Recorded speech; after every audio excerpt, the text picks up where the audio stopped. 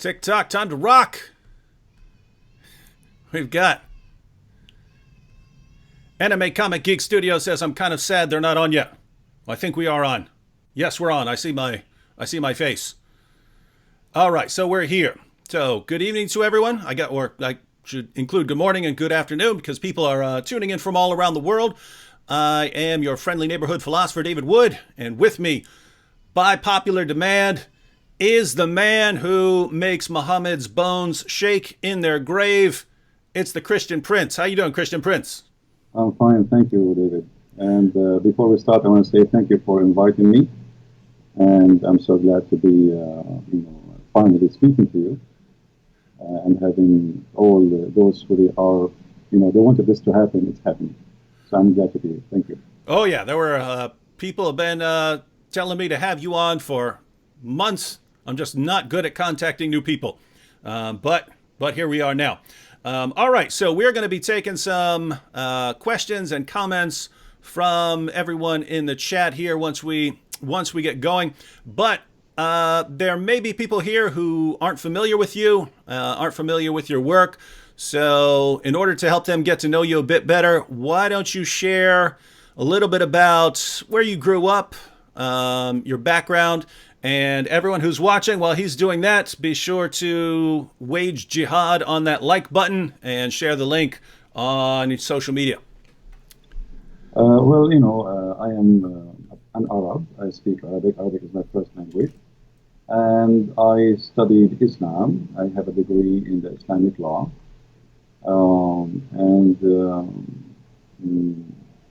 My study is not the reason really I know. The reason I know it's because I study hard, so I can answer the Muslims. And I don't know much. I mean, the rest about me is what people know, like I do. Mm-hmm. So you have a degree, you said, in Islamic law? Yes. Why on earth would a Christian want to get a degree in Islamic law? When I was very young,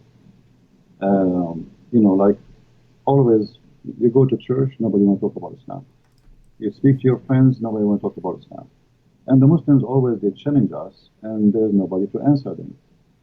So I decided to study so I can learn really what Islam is about. In the same time,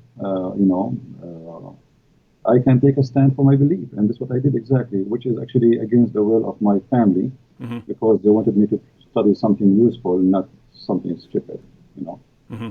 Because for them, they are Christians, and studying Islam is a waste of time. It's not worth it, and it is, it's not a good thing. And I agree with them, But always good things can happen from bad things. Mm-hmm.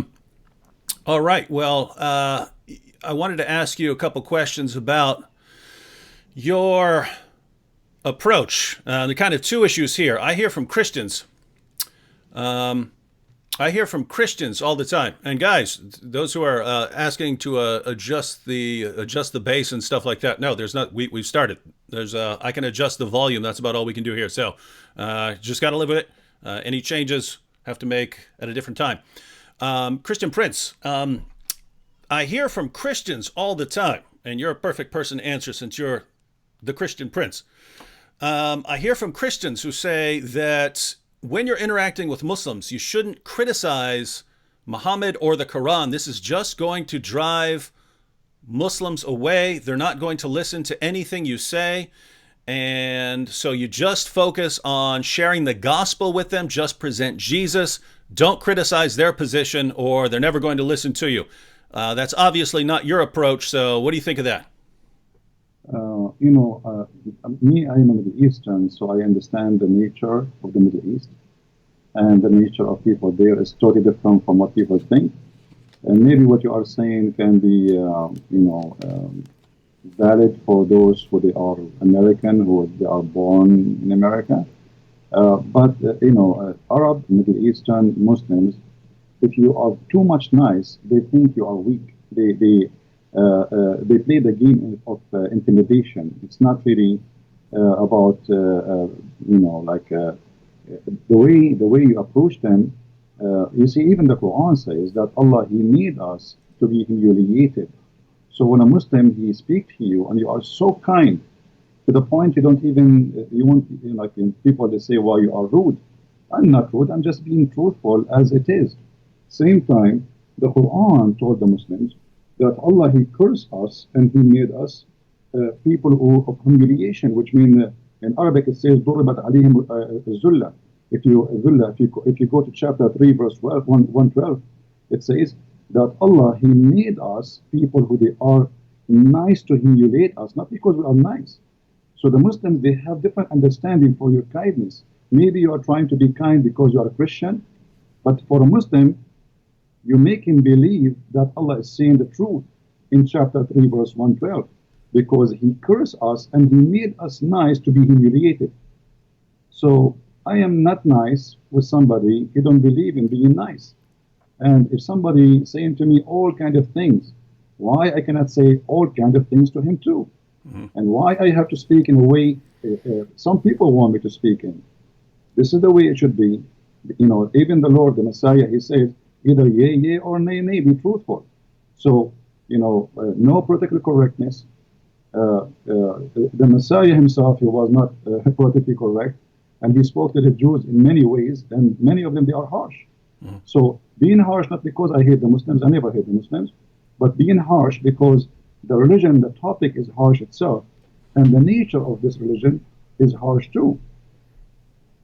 Now, so you're pointing out, one, given the group that Muslims tend to not listen to you unless you're. So, in other words, it's kind of the opposite of what many Western Christians think, right? They somehow have come to conclude that if you're aggressive with Muslims aren't going to listen to you. You're saying it's actually the opposite. If you don't have an aggressive approach, they're not going to listen to you. You see, in the Middle East, the one who shouts louder is the one who his voice is heard. So I know where I'm coming from. I know the culture. I know the nature. And, everybody, anyway, for me, I am very successful. I have, a lot of people who live Islam. So if the way I'm doing it is not right, then how you can explain people leaving Islam left and right? So obviously it's working, it's good. And I don't insult people. I just say things as it is. I mean, your prophet is a false prophet. What's wrong with that? I mean, what I should say? I should say to him, your prophet is a good prophet when he's not. So I approach in a way which is go straight to the point. So you've mentioned a couple of times, and people have been pointing out in the chat that lots of Muslims, contrary to what many Christians in the West believe, lots of Muslims do listen to you and they leave Islam, and many of them become Christians. So what kind of results have you seen over the years? Actually, I can say to you wait. Hey, well, you just got your sound got much more clear. All right, that's good. Did you plug in a mic? I changed the microphone from my side, actually. Maybe this is what was a switch. Oh yeah, that's perfectly clear now, guys. Does that sound better? There were people. Perfectly clear now. All right. All right. You see, I have in the last few months, I don't know how many. I cannot even count how many people left Islam. And I don't change the way I talk. This is the way I talk. This is the way I mean, even when I speak to Christians, I mean, if somebody he says something I don't like, I speak. This is how I am. I am not someone else. This is how I am. And who like it, or don't like it, it's up to him. I mean, what I can do. I mean, you don't like it, don't listen to me. Yeah, and I have to say, it's especially when I think about people in the Middle East, right? Assyrians. The Copts in Egypt, the Christians in Pakistan. When I think what they have gone through historically due to Islam, if the biggest criticism you can say is, guys, you're being too harsh when you're criticizing this ideology that has been oppressing your people for centuries, that's kind of as someone who lives in America, I just don't think it's my place to tell people who come from that sort of background how they should be talking about Islam. You see, David, you did just a few, maybe a month or 6 weeks ago, you debated a guy, his name is Mimi Hijab. and you saw how he was trying all his best just to humiliate and to insult, but not to debate. Yep. The reason, for him, you are too nice because you are not coming from the same background. For him, humiliation is a way of winning. It's not he may make fun, even though he is saying stupid things, even though he said the most stupid things ever, which is against Islam. I mean, he not only he lost the debate, he looked like an idiot in the village. So yet he think by making fun, he is the winner. So this is a culture thing. This is a mentality. This is a mindset. If you don't understand them, you will not even able to go through their mind. They grow this way, and they think if you are kind, that's mean you are weak, and if you are very gentle and you are not rude, that's mean you don't you are afraid. This is how they see it. For me, I am from there. I know how to speak to them. Actually, this is why they don't want to get close to me. Yep. Yeah, and it's interesting. For that debate, they made me agree ahead of time that I would be very nice and not be insulting at all, and be very friendly the entire time.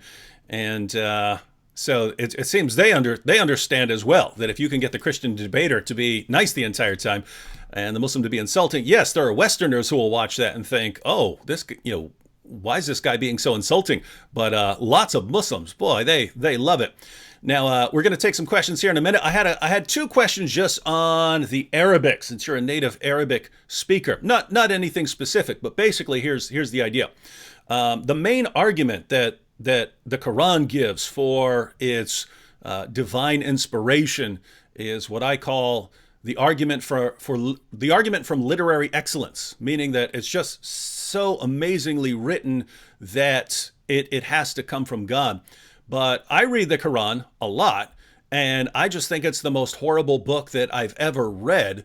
I would literally rather read a phone book than read the Quran. I do read the Quran because, I have to interact with Muslims. But if I were just picking something that I want to read, I would actually pick a phone book before I would read the Quran. It's organized horribly. It jumps around from topic to topic. You can't make sense of anything it's saying. I mean, at least a phone book is organized.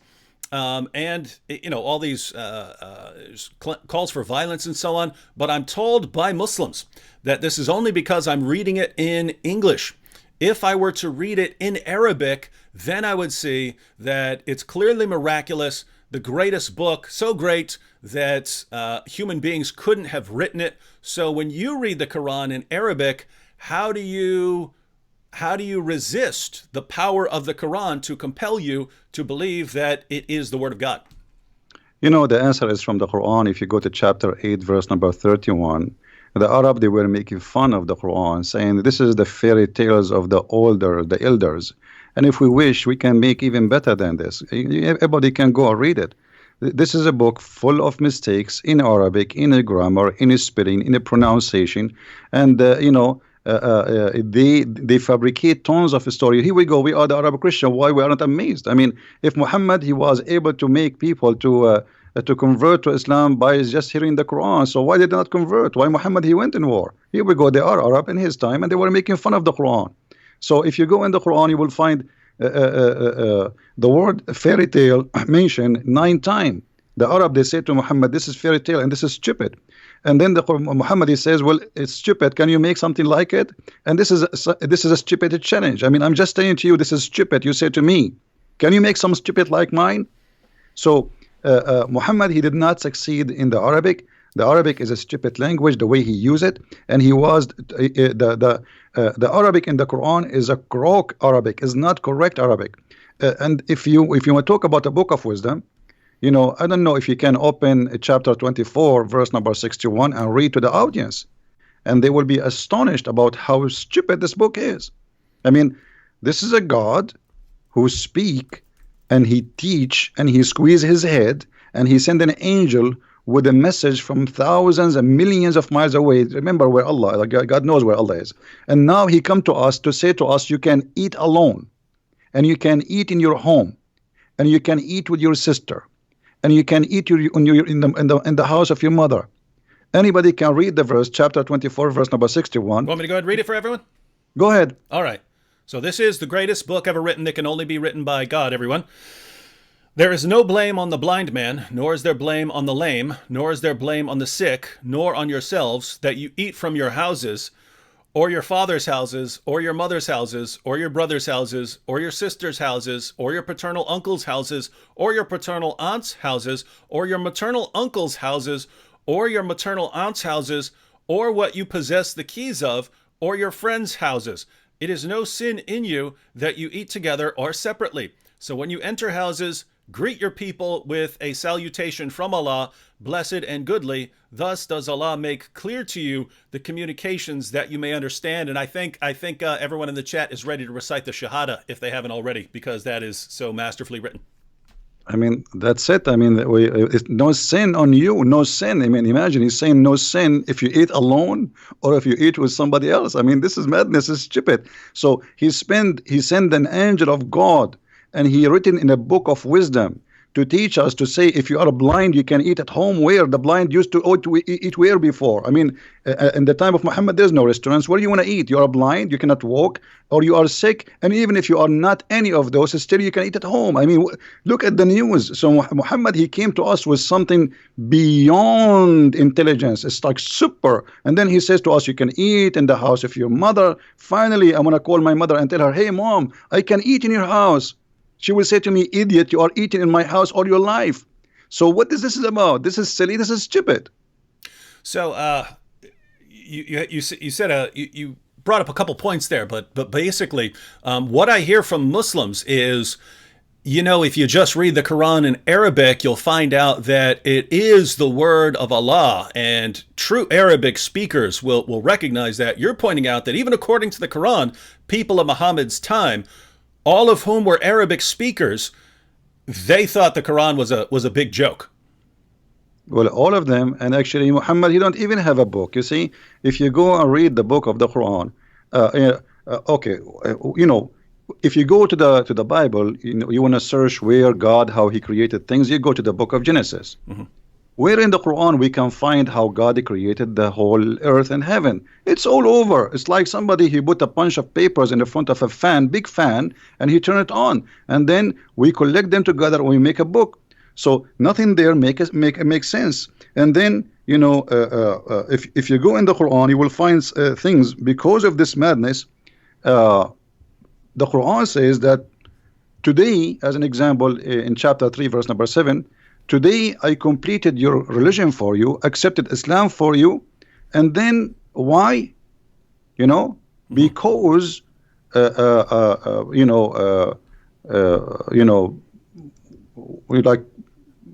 make you, you know, like not to eat pigs, not to eat pork. Mm-hmm. So when the Quran speak about religion, then we will find, you know, like, I mean, I don't know how to explain to you. I wish everybody can, you know, speak Arabic, because you will die laughing from the stupidity of this Arabic. Mm-hmm. If we go in the Quran, as an example, in chapter 3, verse number 85, it says, the one who accepts other than Islam, Allah will not accept from him. And then Allah, in the same chapter, he says to us that the Christians and the Jews and the Sabian, they will go to heaven. Then, but why you call them Christians and why you call them Sabian and why you call them Jews if they are Muslims? This is stupid. If you go to chapter 5, verse number 3, it says that Allah, he forbid for you, etc., etc., etc., etc. And then he said, today I completed my favor upon you and choosing Islam as religion for you. But this is the chapter 5, verse number 3. It is in the beginning of the Quran. This verse can be accurate if this is at the last verse in the Quran. Like Jesus in the cross says it's complete. Here, it says complete in the beginning of the Quran. How we can solve this problem? This problem can be solved easy by saying, okay, the one who made the book, he took this verse, he put it here, but it should be at the end of the book. And yet the Muslims, they say to us that this is the book of Allah. If Muhammad said this verse in the beginning, that means all the chapter after chapter 5, verse number 3 are fabricated. Because he just said, I don't know if you can read it for us, David. Mm-hmm. Chapter 5, verse 3, if you can read it, so people, they can see. I mean, this is crazy. How he complete the religion for them, accepted Islam for them. I complete my favor upon you. Mm-hmm. Ready? Chapter 5, verse 3.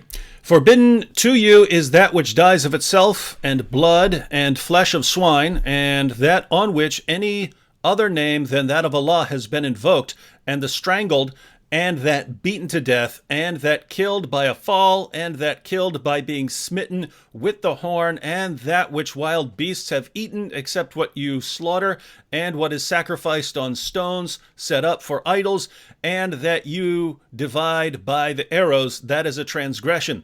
This day have those who disbelieve despaired of your religion, so fear them not, and fear me. This day have I perfected for you your religion, and completed my favor on you, and chosen for you Islam as a religion. But whoever is compelled by hunger, not inclining willfully to sin, then surely Allah is forgiving, merciful. I'm sure there are here even more people ready to recite the Shahada after hearing that.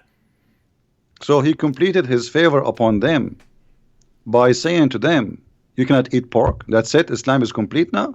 So all the chapters after, and here you notice, I don't know if you notice with me, David, that in the same verse at the end it says, after all what he forbade, if you are hungry, still you can eat all of those, which means you can eat pork. Even pork you can eat. But then we find this is a contradiction for chapter 2, verse number 65. Isn't it Allah who cursed the Jews and he made them pigs and monkeys because they broke the Sabbath? Why they broke the Sabbath? Because they are hungry. Because Allah, he made this fish only appear in the Sabbath. So those people, if they are hungry, they are not allowed. But if the Muslims are hungry, they can eat pork. Yeah, I've never actually made a video on that one. I might have to knock out a video on on that contradiction there. One more question, then we'll turn it over to chat here.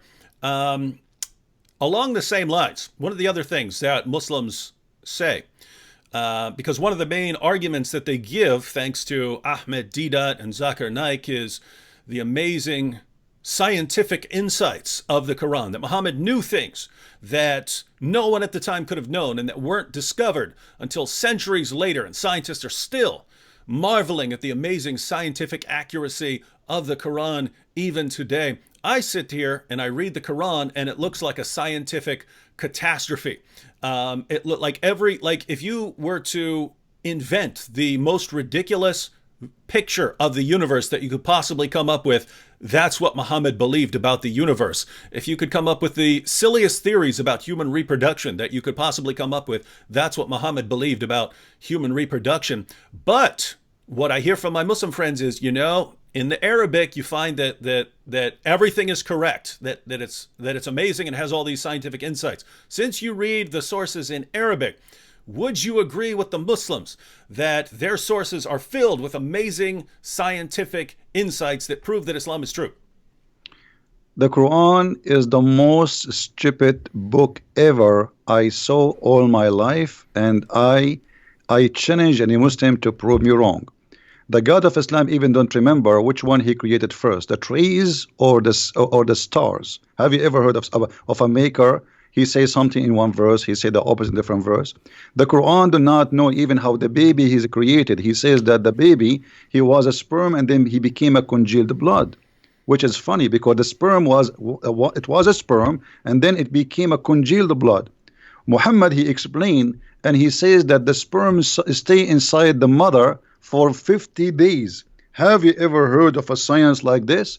But the Muslims, the problem is when the Muslims, they try to make the Quran as a scientific book, they fabricate the translation, they change the meaning to make it fit with science. As an example, when the Quran says Allah, he made the sperm into a congealed blood, the Muslims, they say in many translation, you were a sperm and then you became a clot. But this is not true. It doesn't say that. It says the sperm became a clot.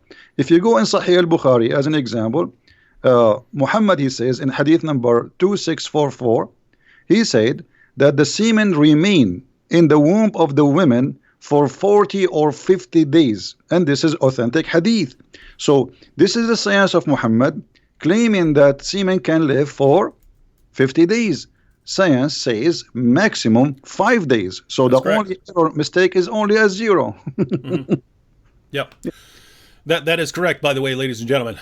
In other words, if you go to your biology class and you ask your biology teacher or professor how long can a sperm survive, you'll hear maximum 5 to 7 days. Not so, according to Muhammad. So if you're a Muslim, you could spend a lot of time. You could spend a lot of time correcting your teachers and professors.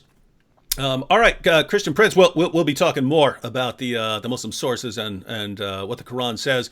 Wanted to ask you a little bit about. You seem to have a lot of problem with your videos getting taken down and things like that. There's a comment over here by Guy777 that'll kind of. I'll reply to this real quick and then get your comments because. There is an issue with censoring critics of Islam. Now, Guy777 here says, so I'm a Christian and got banned for criticism of Catholic doctrine, but you guys criticize Islam for a living. Why ban me?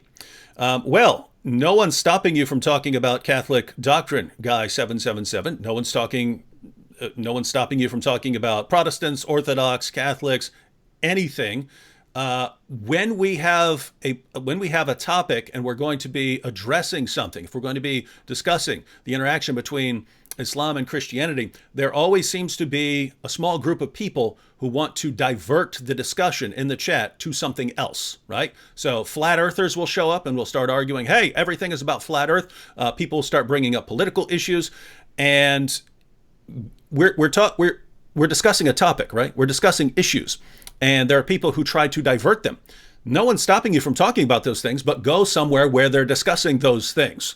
If we're sitting here talking about, whether Muhammad's a prophet, and you're over in the comments section trying to prove that the earth is flat or something like that, no one's stopping you from doing that, but do it somewhere where that's actually the topic. So what you're asking is, why would you be banned for trying to divert the discussion over to what you want to talk about?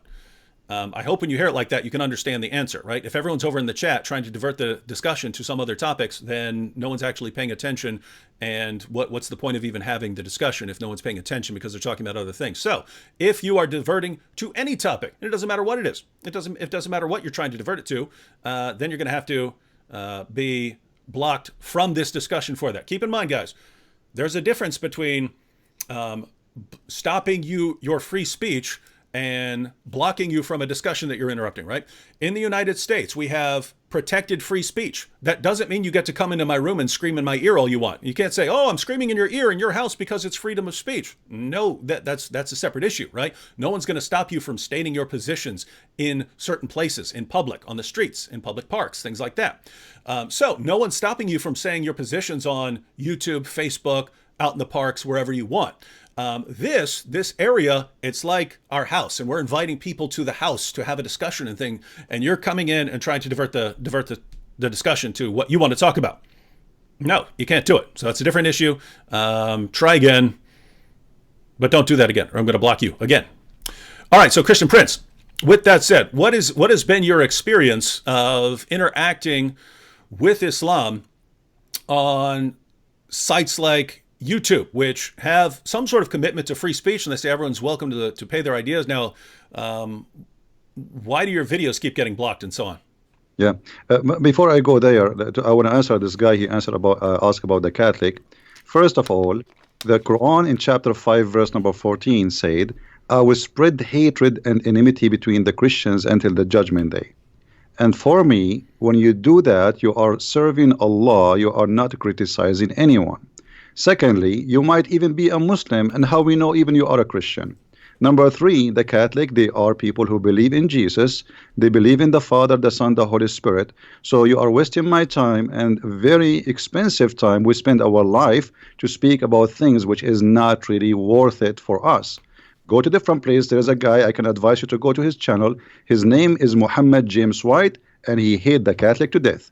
He will welcome you, and he will have you, and will give you a big, long hug. Now we go to YouTube. YouTube, anything we say against Islam, they take us down. It doesn't matter what you say, even you say hello. The second you attack Islam, the second you are not welcome. Say something good about Islam, they will welcome you. I cannot even keep my videos for a few hours live on air. I have to keep them, taking them down because they keep sending me. I received tons of emails from YouTube saying Pakistan government complained about this video and about this video and about this video and about this video. I mean, and we have to take them, away. So Pakistan government don't agree. Muslims don't agree. I mean, I live in America. What I have to do with Pakistan? And why Pakistan have control of YouTube? So, we cannot say something without being chased, and this is the reality. And because of that, I keep asking people to carry on my videos and spread them all over. Mm-hmm. Yeah, and by the way, guys, I say the same thing, because there's really, every day when I wake up and I open my computer, I think, okay, I might open it up and it might say you've been banned from YouTube, just because of I get messages all the time from YouTube saying your video has been banned in Germany. This video has been banned in Pakistan. I get entire lists of videos that are blocked in Pakistan. So you just wonder when you're going to get up and a bunch of people false flagged a bunch of your videos again, and then you get banned from the platform. So it's a pretty rough position. By the way, the guy who just asked the question about Catholics, he said he thanked me for at least answering the question, and so hope that was. For the record, I like James White when James White is talking about the topics that James White is really awesome at. But there is a good point there. If you're interested in those kinds of discussions, James White's platforms deals with those, right? We just don't. We're not dealing with that there. We're not dealing with the interactions of Catholicism and Protestantism and Orthodoxy. So we're going to continue here. We have here, I'm going to go through some of the questions over here. Someone says, can you please ask the Arabian prophet to explain the Egyptian saying Salli al-Nabi? Is that something you're familiar with? Yes, Salli al-Nabi, which means pray on the prophet, you know. And actually, this is something happened during the debate with Mimi Hijab, when he said to you, it's mean pray for, not pray to. Supposedly he fixed it, but the fact he make it blind. Allahu wa malaikatahu yusalluna ala nabi. Allah and his angels, they are praying on the prophet. So salli ala nabi, it is a term which the Arab, they keep repeating based in the order of the Quran, where it says that every Muslim, every believer have to pray on the prophet. And even Allah himself, he prayed on the prophet and the angels, which means Muhammad became the center of the universe. Mm-hmm. So you're saying that this actually refers to prayer here. Absolutely, this is a prayer. I mean, like when you ask in your debate about the word salah, and they start making fun. I mean, show me one word in the Quran. It doesn't say salah mean pray.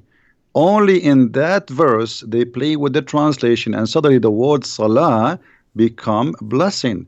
However, even if we switch pray to blessing, that would be stupid, because if Allah blessed Muhammad, why he need the blessing of an angel? And what it mean that the angels, they will ask Allah for more blessing? That is silly. I mean, that's it. Allah, he blessed him. It's like saying to me, save me, and I saved you, and you say, ask the angels to ask me to save you. Like, I saved you. I am the God. So if Allah is God and already he blessed Muhammad, so what the point of asking all those people to ask for a blessing? This is stupid. I mean, this is why I say Islam is like not 10 inch deep in the mud.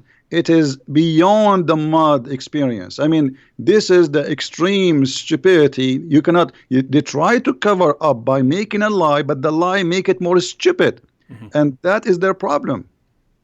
We actually, this is apparently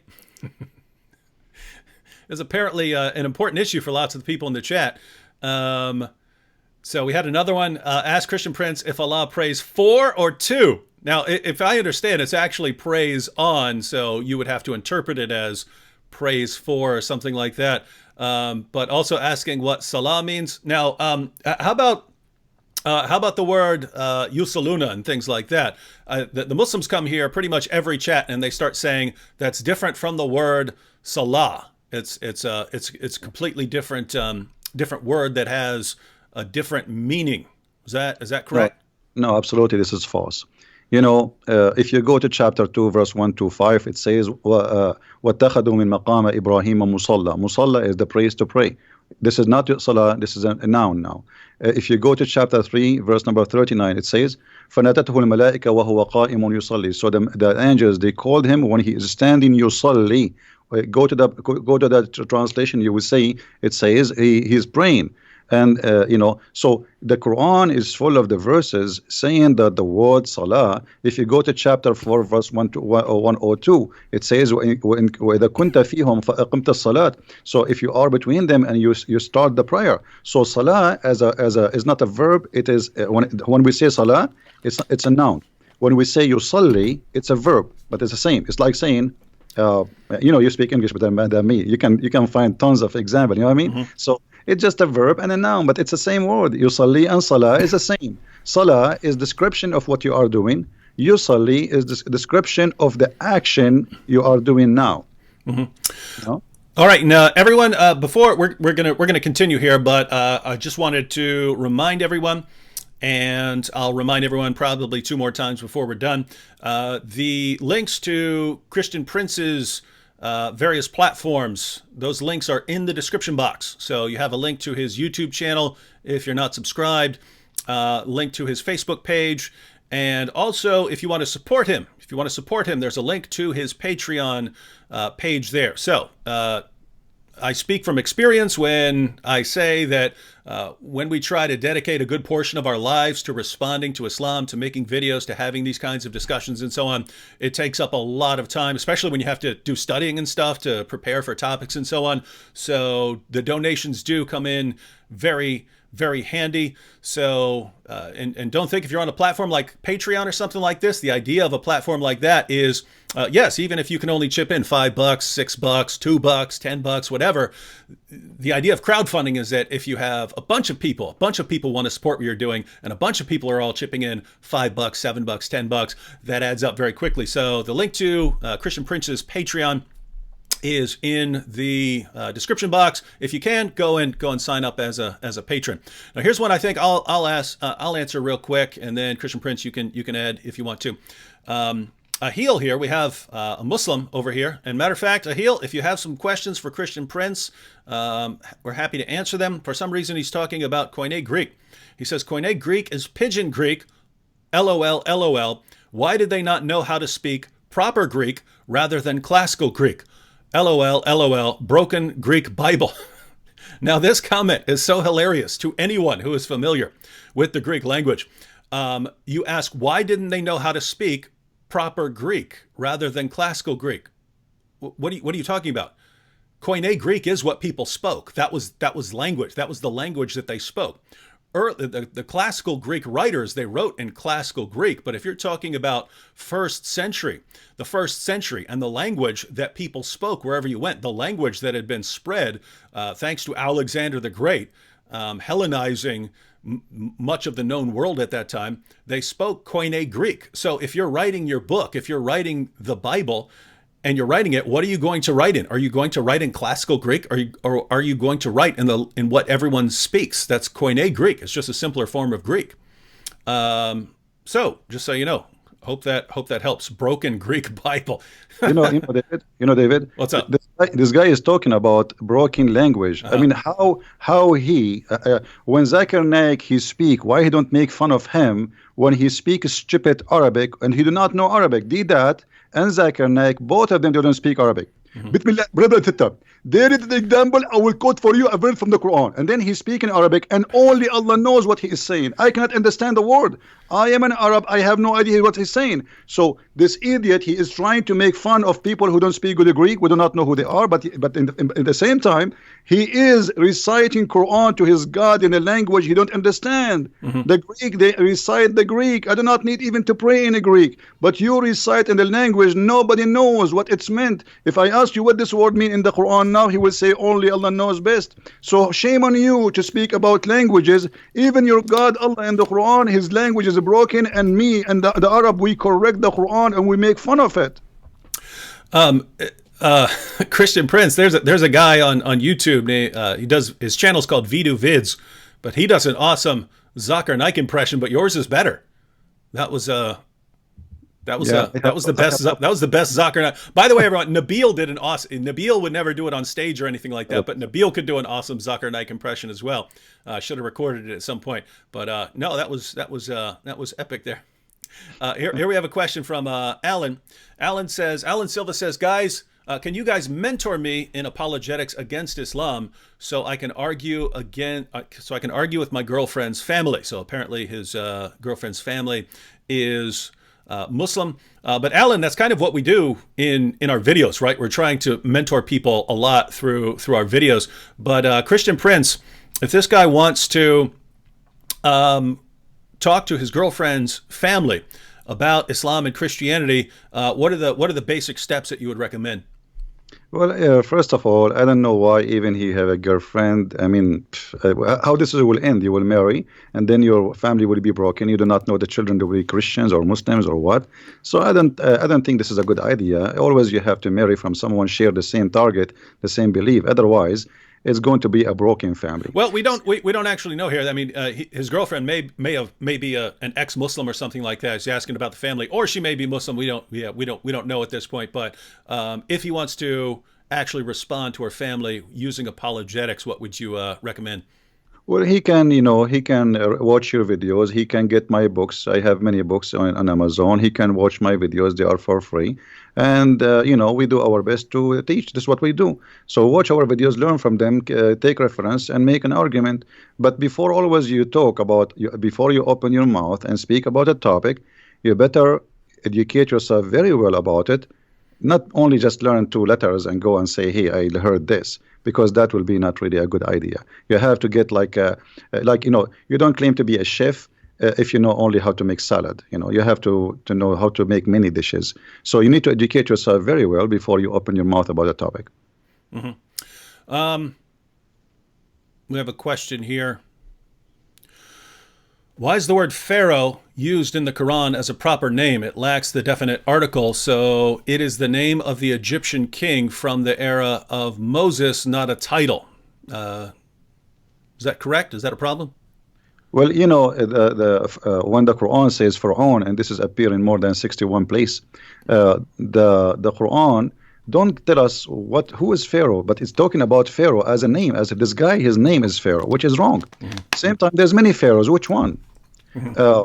But the Quran, it's very famous about history mistakes. As an example, the Quran mentioned that Moses, he met with the Samiri, and I'm sure you are familiar with the story where Moses, the Samarian, they met with Moses and they spoke with him. So obviously the Quran is not a book of history, and it's mixed up. Mm-hmm. And they do not, Qarun, and suddenly Haman, suddenly Haman appear in the Quran as a minister for the Pharaoh. What Haman have to do with the Pharaoh? Moses and Aaron, they are the uncle of Mr. Jesus in the Quran. So, I mean, who is Jesus there? Even the word Jesus did not appear. There's Mr. Isa. So we have Isa replaced by Jesus in the translation, but this is Mr. Jesus the Muhammad, supposedly. And his uncle is Moses, and his grandfather, his name is Umran. In case you do not know, too, for the people who are listening, the father of Moses, too, his name is Umran. So the Quran is mixed up. There's nothing to do with history we can rely on, and this is why we laugh always about the history of the Quran. Even Muhammad, he could not even David, I want you to challenge all the Muslims who are listening. Who can show us Israel? The word Israel in the Quran repeated tons of time. Okay, I am reading the Quran, and the Quran is the book of God. I want to know who is Israel. Where we can find in the whole Quran who is this guy who his name is Israel? We cannot. I challenge any Muslim. So how this book is a book of God, and suddenly he jump and he start talking about a guy, his name is Israel, children of Israel. Okay, who is Israel? Shouldn't you first introduce to us this person? So Quran is a silly book. It is not the same. In the beginning you said yellow pages. Yellow pages is better because yellow pages, you have first name, last name, you have an address, and you have a phone number. Here there's nothing. I wanted to ask you about that name, Isa, because I've read a few theories about where that name came from. Some people have said that maybe it came to Arabic through multiple other languages before it got there, and so that's the one that they were using. I've seen maybe it was a special usage because in the Quran Allah wanted to combine it as a parallel with Musa, so Musa and Isa. I've seen that perhaps the Jews were referring to Jesus as Isa, using the name Esau because they regarded that as an insult. So when the Jews of Arabia referred to Jesus, they would say Esau, and Muhammad just didn't know, so he picked up the term. Do you have any theories on why it's saying Isa rather than Yasu? You see, the Muslims themselves did not know really how the name came to existence, because we as an Arab and all the Arabian Christian history, we never heard of a person whose name is Isa. We call him in Arabic Yeshua. In the Hebrew is Yeshua. So we say in Arabic Yeshua al-Masih. You will not find a single Arabic Christian he used the word Isa. This is only a word created and came through Muhammad. It is possible that maybe the Jews, they were insulting, as you said, but really there is no we cannot find where this is coming from. And remember, David, that Islam is disconnected religion, which means the Muslims today, they have nothing to do with Islam in the time of Muhammad.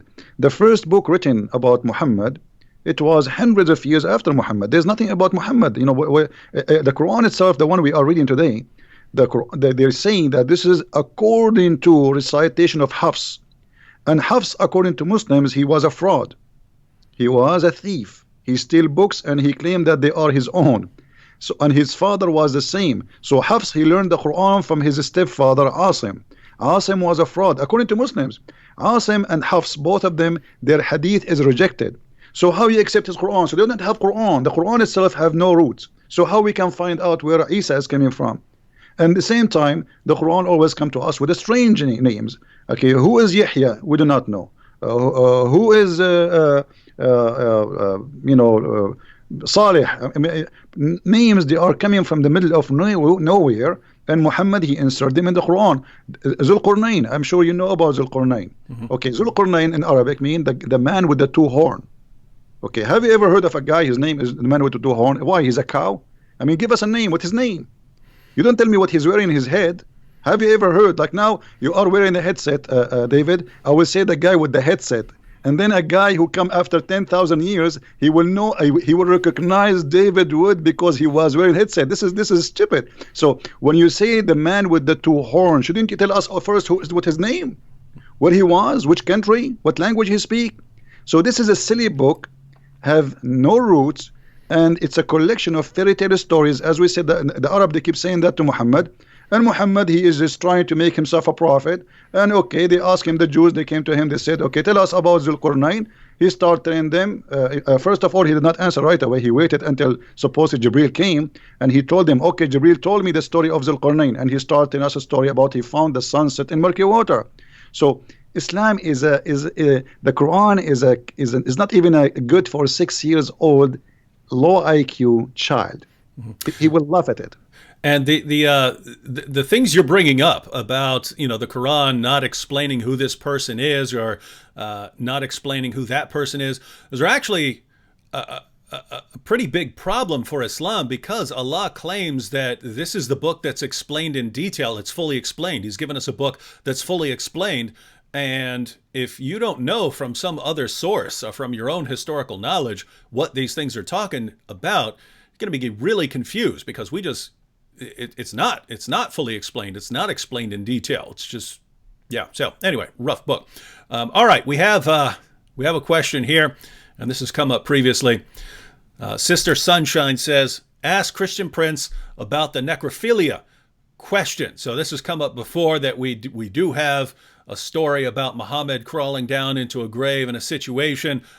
I've never, if I'm being generous, then I would think that Muhammad just went and slept beside this woman. You're reading the sources, so tell us what this is about. You know, the story is saying that Muhammad, when this is about the woman, her name is Fatima bint Asad, and she is supposedly the mother of Ali. So when she died, Ali, he came to him and he was crying. And he was crying because simply his mother, she never believed in Muhammad. So Muhammad, he told Ali, don't worry, I'm going to do something. Muhammad, he went to the grave, and the women, she have nothing, because you know, when the Arab before Islam, they have the same tradition. They make the person, you know, naked, and then they put them in the grave. They warp them with a sheet. There's no like a coffin. It's a sheet. They put them in the grave, and then Muhammad, he took his clothes and he lay down with her in the grave.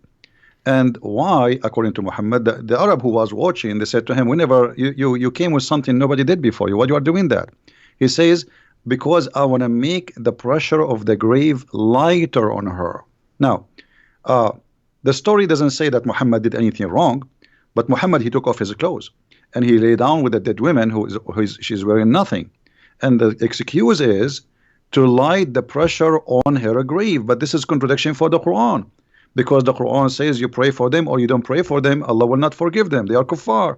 So how, if Muhammad he lay down in the grave, the pressure of the grave will be less? This is silly. So Muhammad here is either he is a mentally ill, and he wanna give himself like I can make even the one who go to hell suffer less even after he die, which is stupid to say, because you are just a prophet, you are not God. And the pressure of the grave, what does that mean? It's silly, stupid too.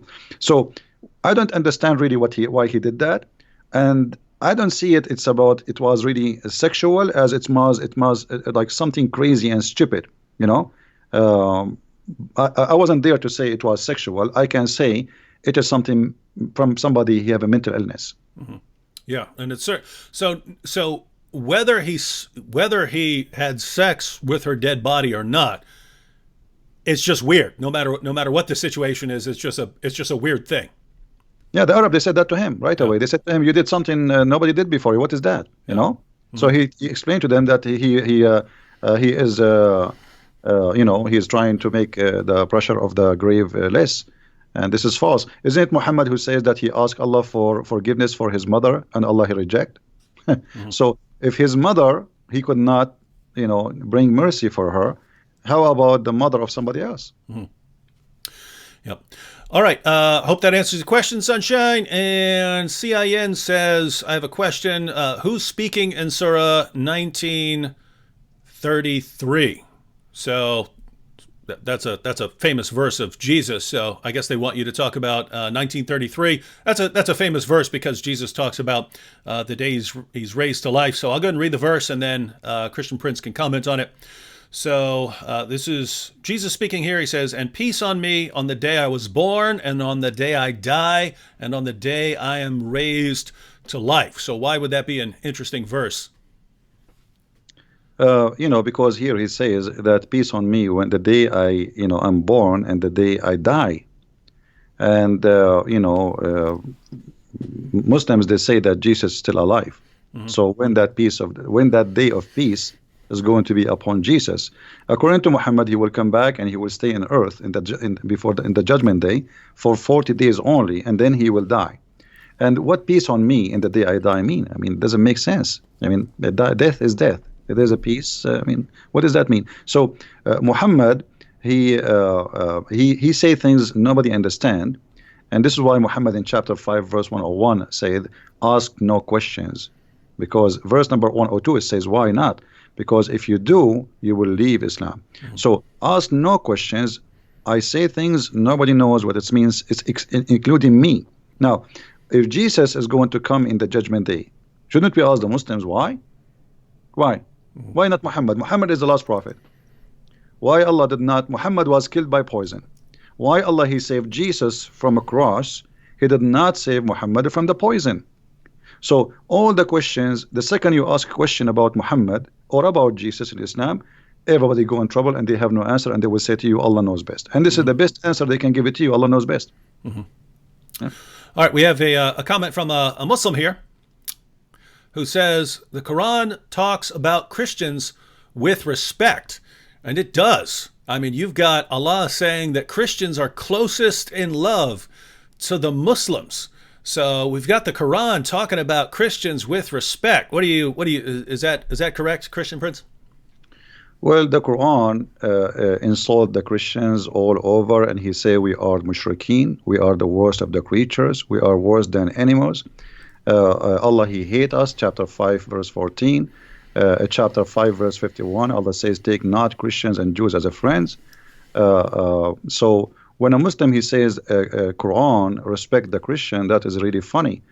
So why Allah he will spread hate between us, and why we are the worst of the creatures?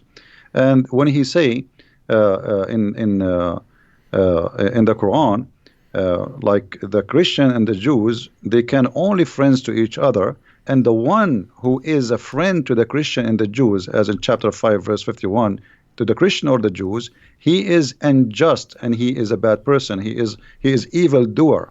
So when a Muslim says Quran respect us, show us where. I want to see that. And the Muslim, what they do, they show you verses Muhammad he said in the beginning of his life, like in chapter 5 verse 69, Muhammad he says, "Inna alladhina amanu walladhina hadu was-sabi'una wan-nasara," etc. Those who believe and those who they are Jews and Sabi and Nasara, they will go to heaven. This is in the beginning. But later Muhammad he says in chapter 5 verse number 72, the same chapter, just a few verses after, kuffar, they are kuffar, those who say Allah he is the Messiah, the son of Mary. So he called us kuffar. In chapter 5 verse number 82, this is the verse he is quoting for us.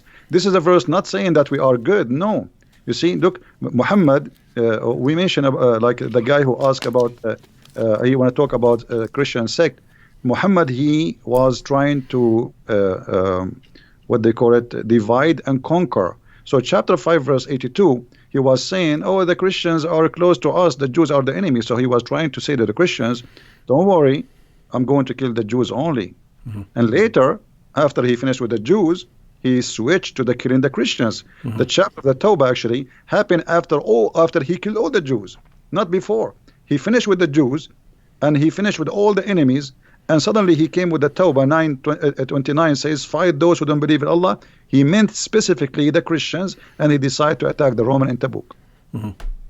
Yeah, and so everyone, when you're looking at Quran verses and you think, oh, that sounds nice, so you have to kind of try and piece those together in order. When Muhammad starts out as a prophet, it was, according to him, it's, hey, I'm Muhammad and the Muslims are with the Jews and we're with the Christians. It's all of us monotheists together against the polytheists, the idolaters. And then he moves to Medina, the Jews reject him, and then, hey guys, it's me, the Muslims, and the Christians, and we're together against the Jews and the polytheists. They're the enemies here. And then by the end, as Christian Prince pointed out, it's fight everyone. It's Islam versus everyone. So my Muslim friends, that may work with your Christian friend down the street. If you're talking to Christian Prince, you're not gonna pull off the Quran talked about Christians with respect. It's just not gonna work here. So get a better position. David, Yeah. What about to say to him, I want to say to you, you are kafir. Let us see what he will do. Let us say, I'm going to say to you, you are najis. Isn't it Muhammad? He says that the Christian, the Jews, all who don't believe in Allah are najis. Najis means filthy, dirty. So if I call you najis now, is that respect? I mean, they say silly stuff. Those things can work with those who do not know. Yep. Don't try those tricks with us. You have no idea you are talking to who. Yep. Here's a good one, Christian Prince. I would join this man as well in hearing your thoughts on this. He says, Christian Prince, do you think that Muhammad received a satanic revelation and believed his message, or do you think he simply saw prophethood as a way to gain power and knowingly created a fabrication? So was Muhammad sincere, but he was deceived by evil spirits, or did he know what he was doing? We can say both, but I believe strongly if you go to Sahih Muslim, you will see Aisha in hadith number 1464. She said, Inna rabbuka yusari'u ila hawaka ya Muhammad. I see that your Lord, your Allah, he just trying to satisfy your sexual needs. She's talking about his sexual. He make verses saying any woman she want to give herself to the prophet, so the prophet he can sleep with her.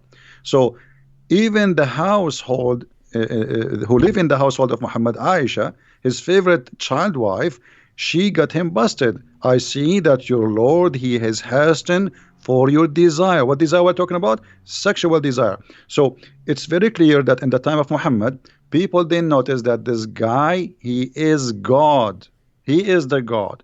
He is the one. God is just a puppet. He use him so he can control. So he have mental issue. I can tell from many issues. As an example, he have a low IQ. Once a guy, he came to his house and he is blind.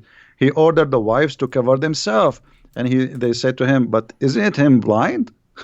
So Muhammad, he got busted. So he said to them, "Well, are you blind too?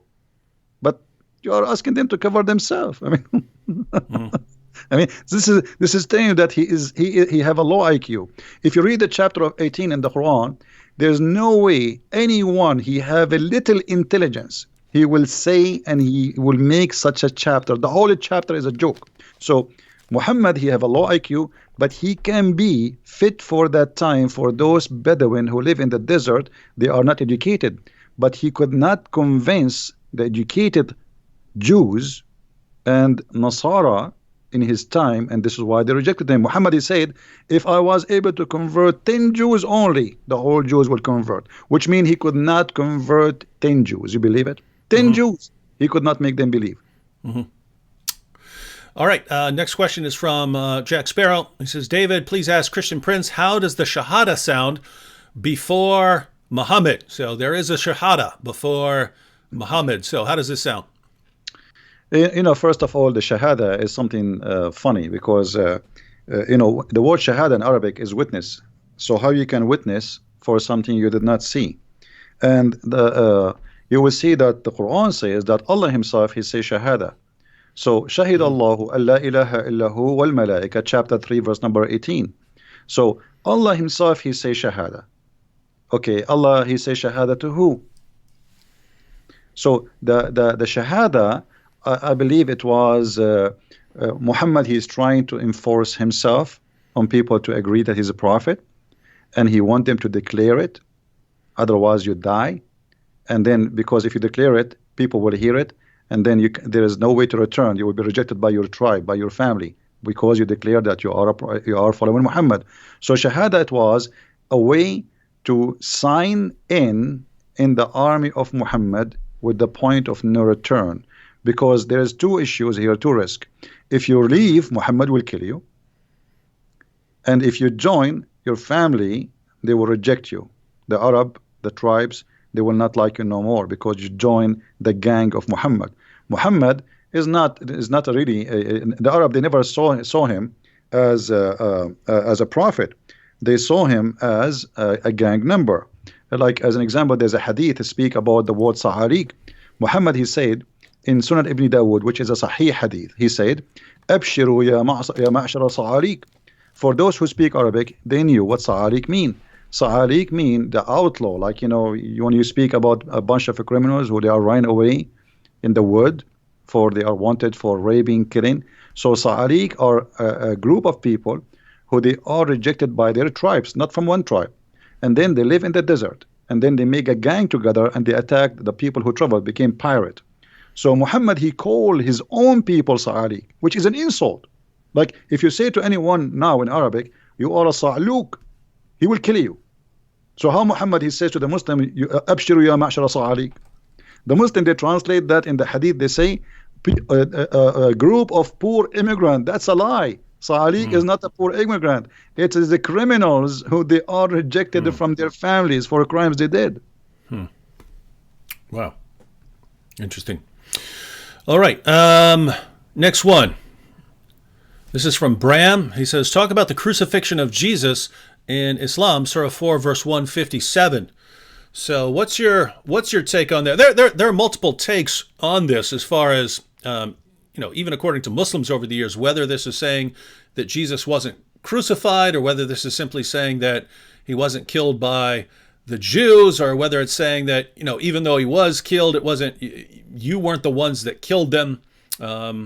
So what's your take on Surah? So just so everyone knows, Surah 4, verse 157, this is where we have that the Jews are boasting that they killed Christ Jesus. And the Quran says, but they killed him not, nor did they crucify him, but so it was made to appear to them. What's your take on that, Christian Prince? Well, this is a very important verse. I advise the Christians to learn carefully and listen carefully for the answer. This verse confirms something very important. Number one, that the Jews, they confirm their killing to Jesus. Number two, Allah saying that they killed Jesus, but the fake Jesus, which mean the Bible is telling us a true story. Because if I am witnessing a crucifixion of someone, Allah, He made him look exactly like Jesus.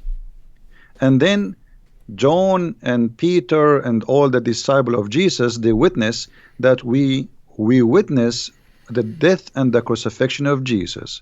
The Quran saying Allah, He made him look like Jesus.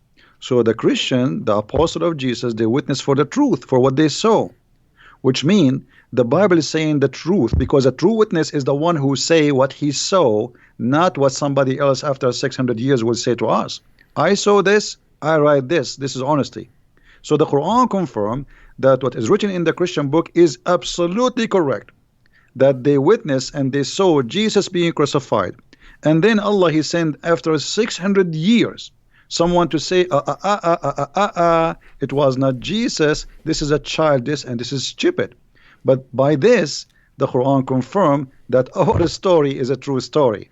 And now Muslims, you tell me how they can confirm somebody, he never witnessed Jesus, he never spoke to Jesus, he don't even know the language of Jesus, he don't even know the name of Jesus, and yet he can tell us what happened to Jesus. Why? Because he have somebody came to him and he squeezed him 3 times like a mayonnaise, and he told him that, oh, they did not kill the Messiah, it was someone looked like him. All right, I assume this comment is a joke, but on the slim chance that it's not, I'm going to go and post it. YS says, hello, I want to donate $1 million right now. Is it possible to send $1 million as a donation? Let me know so I can do it now. Well, if you're talking about to Christian Prince here, well, I don't know if you can send a donation that big, but no, there's I don't his want Patreon. $1 million. I don't want it, David. Give it to David. Okay, so if you want to, you can divide it up. You can give half. Go to Christian Prince's. Just go to Christian Prince's Patreon page. The link is in the description box. You can give him whatever you want. You can find my info if you want.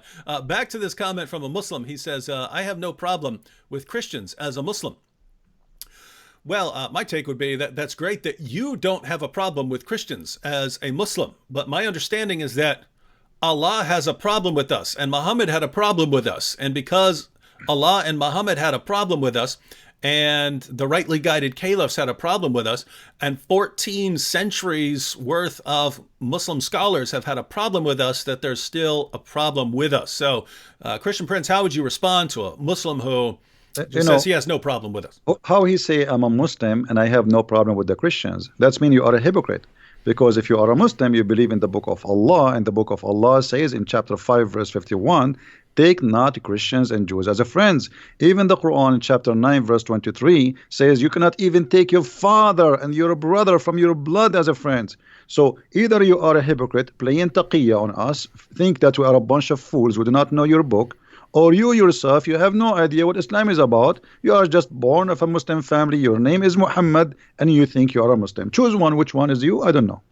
Yeah, I have to say, to the Muslims who are watching and thinking, hey, I get along with Christians. I get along with everyone. I don't have any problem with them. Look, it's great that most Muslims live better lives than their religion commands them to live. And it's great that most Muslims live better lives than their prophet lived. But we're not talking about nice Muslims who just don't follow Muhammad's teachings. We're talking about what the Muslim sources say. So even though you have no problem with us, again, your God definitely has a problem with us, and your prophet definitely had a problem with us, and that's why followers of your God and your prophet have been killing Christians and lots of other people for a very long time. Wait a minute. Wait. Now, the same guy, Christian Prince, I scrolled down to his next comment to see what he was going to say. But it's the same guy said he has no problem with Christians. And he says, but I just asked Christians not to call Jesus God. So he's saying he has no problem with us. Just don't call Jesus God. And what if we call Jesus God, what will happen? What next? What he would do? Yeah. What's the plan there? He would do jihad? Yeah. Oh, actually, I should have put a link, and I will after this show. First and last here said Christian Prince has books available on Amazon. Be sure to check them out as they are filled with invaluable information. I'll add those to the description box after the show. So if you're watching this in a replay afterwards, the links will be there. But Christian Prince, why don't you tell us about the books that you've written? Well, my books is actually, the Muslims, they say to me, well, if you are a person who know a lot, how come we never heard of a book you have? So I said, okay, I'm going to give you books. So I start writing books. So it was the Muslims who gave me the idea, and they are the Muslims who invited me to do so. My books is like a box of a lot of information. There's no, it's not just a book. Those who have my books, they knew. I just released a 2-volume, Sex and Allah, and the whole 2 books is about sexuality in Islam, and for the Arab, before Islam and after Islam. So my book simply is a collection of information, hard to reach for those who don't speak Arabic, and even for those who speak Arabic, because I never saw actually, even those who speak Arabic is the last one to know too, because not everybody speak Arabic. He read and he study and he research. So my books is an easy access with a translation for a lot of information people never heard of, from those who speak Arabic and those who never know Arabic. So and you can ask people who have my books what they think about it. For sure, the Muslims don't like my books. They hate it. And they give it a bad review without buying it, which is very normal. Now, aren't you simply telling them what's in the Muslim sources? Why wouldn't they be super happy over that?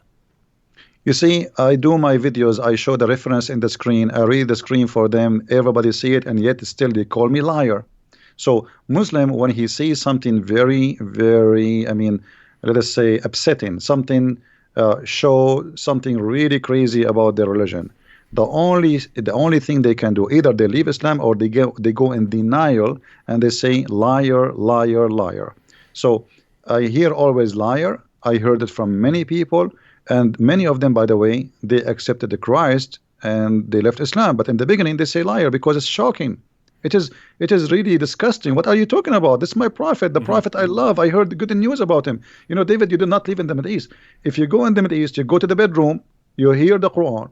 Because they play it in the speakers, in the loudspeakers. You go to the bathroom, even in the bathroom, you hear the Quran. You open your TV, everybody speaking about the amazing, the most Prophet Muhammad. You open your radio, it's the same. You go in the bus, it's the same. You drive your car, it's the same. You go to the school, it's the same. So wherever you go, there's one guy. You see, a certain time the American movies have only Sylvester Stallone. So Muhammad is the only Sylvester Stallone for the last 14 centuries. So how dare you to say something we never heard of? So they got shocked, they got so upset, but slowly they understand that this guy is not lying. It's true. He's showing us. It's in the front of us. They will accept. Yeah. Sooner or later. Yeah, and sometimes it could take a while. I'll post just a simple video where I put the Muslim sources up on the screen about Muhammad ordering his followers to kill lizards or ordering his followers to kill dogs or something like that. And a Muslim will immediately comment and say, "No, we're not allowed to kill animals at all in Islam." And it's like, I just put the sources on the screen in English and Arabic, and you're saying it's not true. This is your prophet talking, kill lizards, and you're saying he doesn't allow you to kill anything. He commanded you not to kill anything. And then if you point out, look, it's right there. I have Muslims tell me all the time that I'm printing up my own volumes of hadiths. I'm making stuff up. I make stuff up, and then I print up. I don't know what kind of time they think I have on my hands, but I print up my own fake editions of hadiths so that I can point to them and say that this is what Muhammad said. And it's just amazing that, a Muslim will hear something from his mom when he's growing up. And then when you show him that his prophet said the exact opposite, he'll stick with what his mom said and accuse you of making it up, even though it's not hard to go on a Muslim website and look up these sources. Interesting stuff. All right. Someone asked what's the Islamic concept of an apostle? What is an Islamic apostle? If Muhammad's an apostle, is Isa, Jesus, an Islamic apostle as well? I don't know what they mean by apostle. Are you talking about like a messenger? Yeah, he's talking some Quran translations will translate it as apostle, and others will translate it as messenger. Yeah, well, there's no, like, apostle should not really appear as a translation. It should come out as either as a Nabi, which means a prophet, or a messenger. Because Muslims, they make a differentiation between a prophet and the messenger, which is very silly too. Because how you can be a messenger but not a prophet?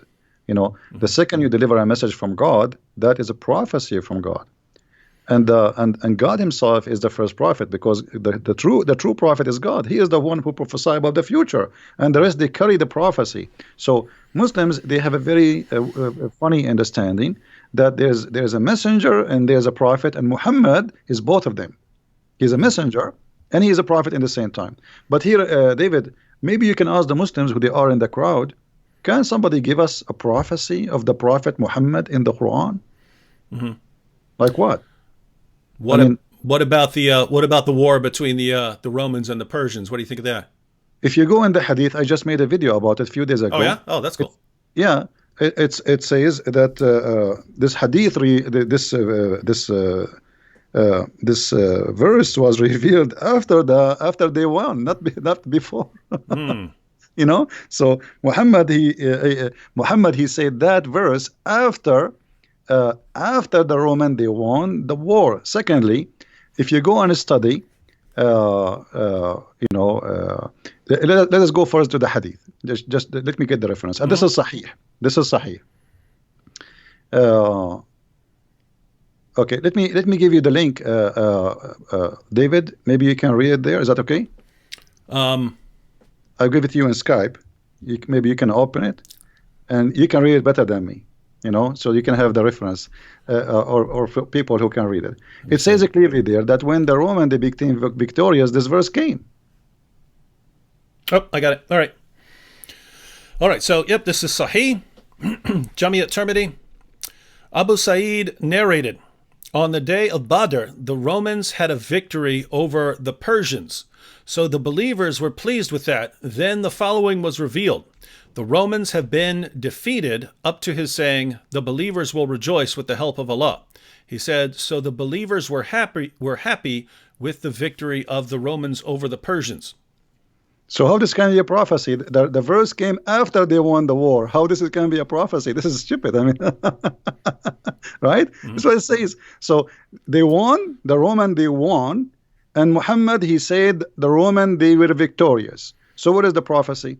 Same time, even if this hadith does not exist, we get them busted, because Muhammad, he used in the Arabic the word bada, and the word bada is between 3 to 9, and the final victory, the Roman they lost Jerusalem in 614, and the final victory it was 28 and 29.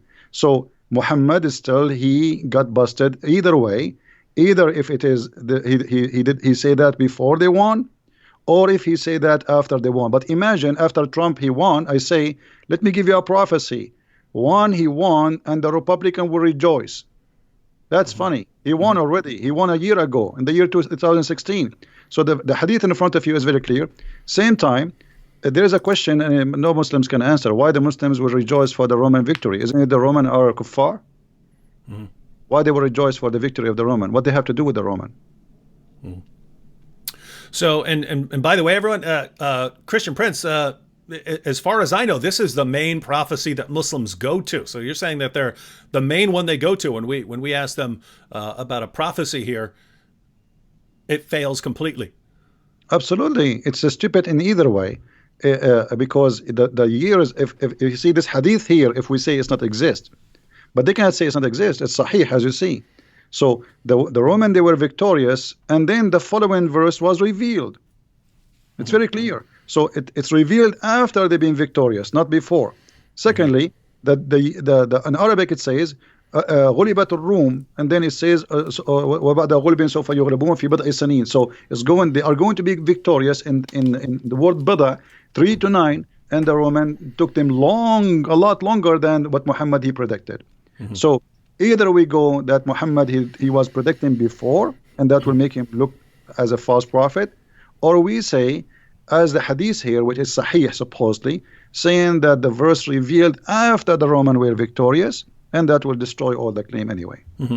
And it's kind of, Even if we granted everything that Muslims claim about this, if we ignore the hadith you mentioned and so on, and we ignore the time frame, that the time frame was not met, even if we ignore all of that and we say, okay, Muhammad predicted this side would win a victory in the future, and they did. It's kind of a really weak prophecy when, you know, you've got battles and they're going back and forth. The wars are going back and forth and so on. That would be like me saying, ladies and gentlemen, the Republicans won the presidency, but at some point, the Democrats will win the presidency again. And then eventually when the Democrats win, I say, you see there, I'm a prophet, ladies and gentlemen. No one would accept that. And yet this is the one they go to, along with all the other problems. Yeah, this is a war happening for 300 years, and they win and they lose and they win, they lose. This is silly. Same time, you know, Muhammad, he claimed that the Roman, they will be the major population of the people of the earth. So, okay, well, Muhammad, he made a prophecy about the Roman, and let us see what it is. When Muhammad, he says, and this is in Sahih Muslim, that the Roman, when the judgment did come, they will be the major population of mankind. And this is hadith number 2898a. So, تقوم الساعة والروم أكثر الناس. The judgment day will come, and the Roman, they will be the most biggest population of mankind. They are the majority. So, but the Roman are gone. Where is the Roman? Do you know where is the Roman, David? Where is the Roman now? Here we go. This is a false prophecy. If one prophecy made by a prophet who claimed to be prophet, that's it. He's a false prophet. You know. Yeah, and there are other prophecies that Muhammad made where I just can't figure out how they can possibly come true now. So, for instance, Sahih al-Bukhari 71:16 narrated Abu Huraira, Allah's messenger said, "The hour will not be established till the buttocks of the women of the tribe of Daus move while going around Dhul Khalasa." But that place was destroyed by Muslims a long time ago, so it's never going to happen. The people of the women of that tribe are not going to be marching around this place anymore. And you have passages like that where it doesn't look like they could ever come true unless this tribe makes a comeback and then, you know, goes back to its practices and starts walking around and rebuilds this place that Muhammad's followers destroyed. Then you got others which, I mean, if Muslims really take their prophet's words seriously, they should be going and trying to confirm them. So let me give an example. Sahih al-Bukhari 71:19 narrated Abu Huraira, Allah's messenger said, "Soon the river Euphrates will disclose the treasure of the mountain of gold. So whoever will be present at that time should not take anything of it." So according to Muhammad, there's a mountain of gold below the Euphrates, a giant mountain. So if Muslims think this guy's a real prophet, they should really they should take some metal detectors out and be at the Euphrates and find this giant mountain of gold. They'd be rich forever. Well, as long as you mentioned the Euphrates, do you know where the Euphrates is coming from, according to Muhammad? Where's that? It's coming from heaven. When Muhammad, he went to the seventh heaven, he found that the roots of the rivers Sihan and Jihan and Euphrates and the Nile, those are 4 rivers are known.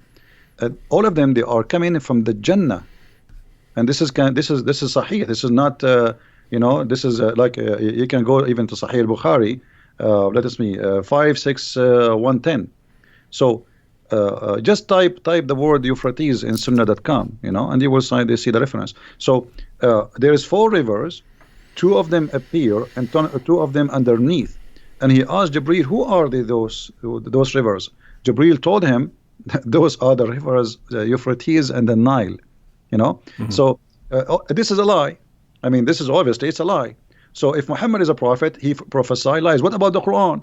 When the Quran prophesy that the man have a sperm coming from the backbone, this is prophecy. It's something supposedly we do not know. And this is the Quran. They cannot say it's a weak Quran. So, chapter 86, verse number 6 and 7, it says, من بين الصلب والترائب, from the backbone and the ribs of the women. Not only the ribs, the location of the necklace, the word tara'ib, is the location where the women have, like, if a woman, she put her like if she is wearing a cross and it's kind of short, is going to around tight her neck, and that location where the cross will set is exact what we are talking about. You know what I mean? Like the touch between the ribs and your neck, you know, the hole there. This is exactly where Muhammad, he claimed that women, they have a sperm and it's coming from there, and the man have a sperm and coming from the backbone. What about the chapter of the moon where he said the judgment day is near and the moon is split? The moon did not split, it was the eclipse, and we can show the reference from the hadith. He was afraid each time he see eclipse, he think it's a doomsday, and same time he said the moon is split and judgment day is near. So moon splitting is a sign of judgment day, but that was 1400 years ago. This is a false prophecy. We can go you know, over and over. All the Quran is full of crazy stuff. One lie will make you be called a liar. So how about having hundreds of them all over the book?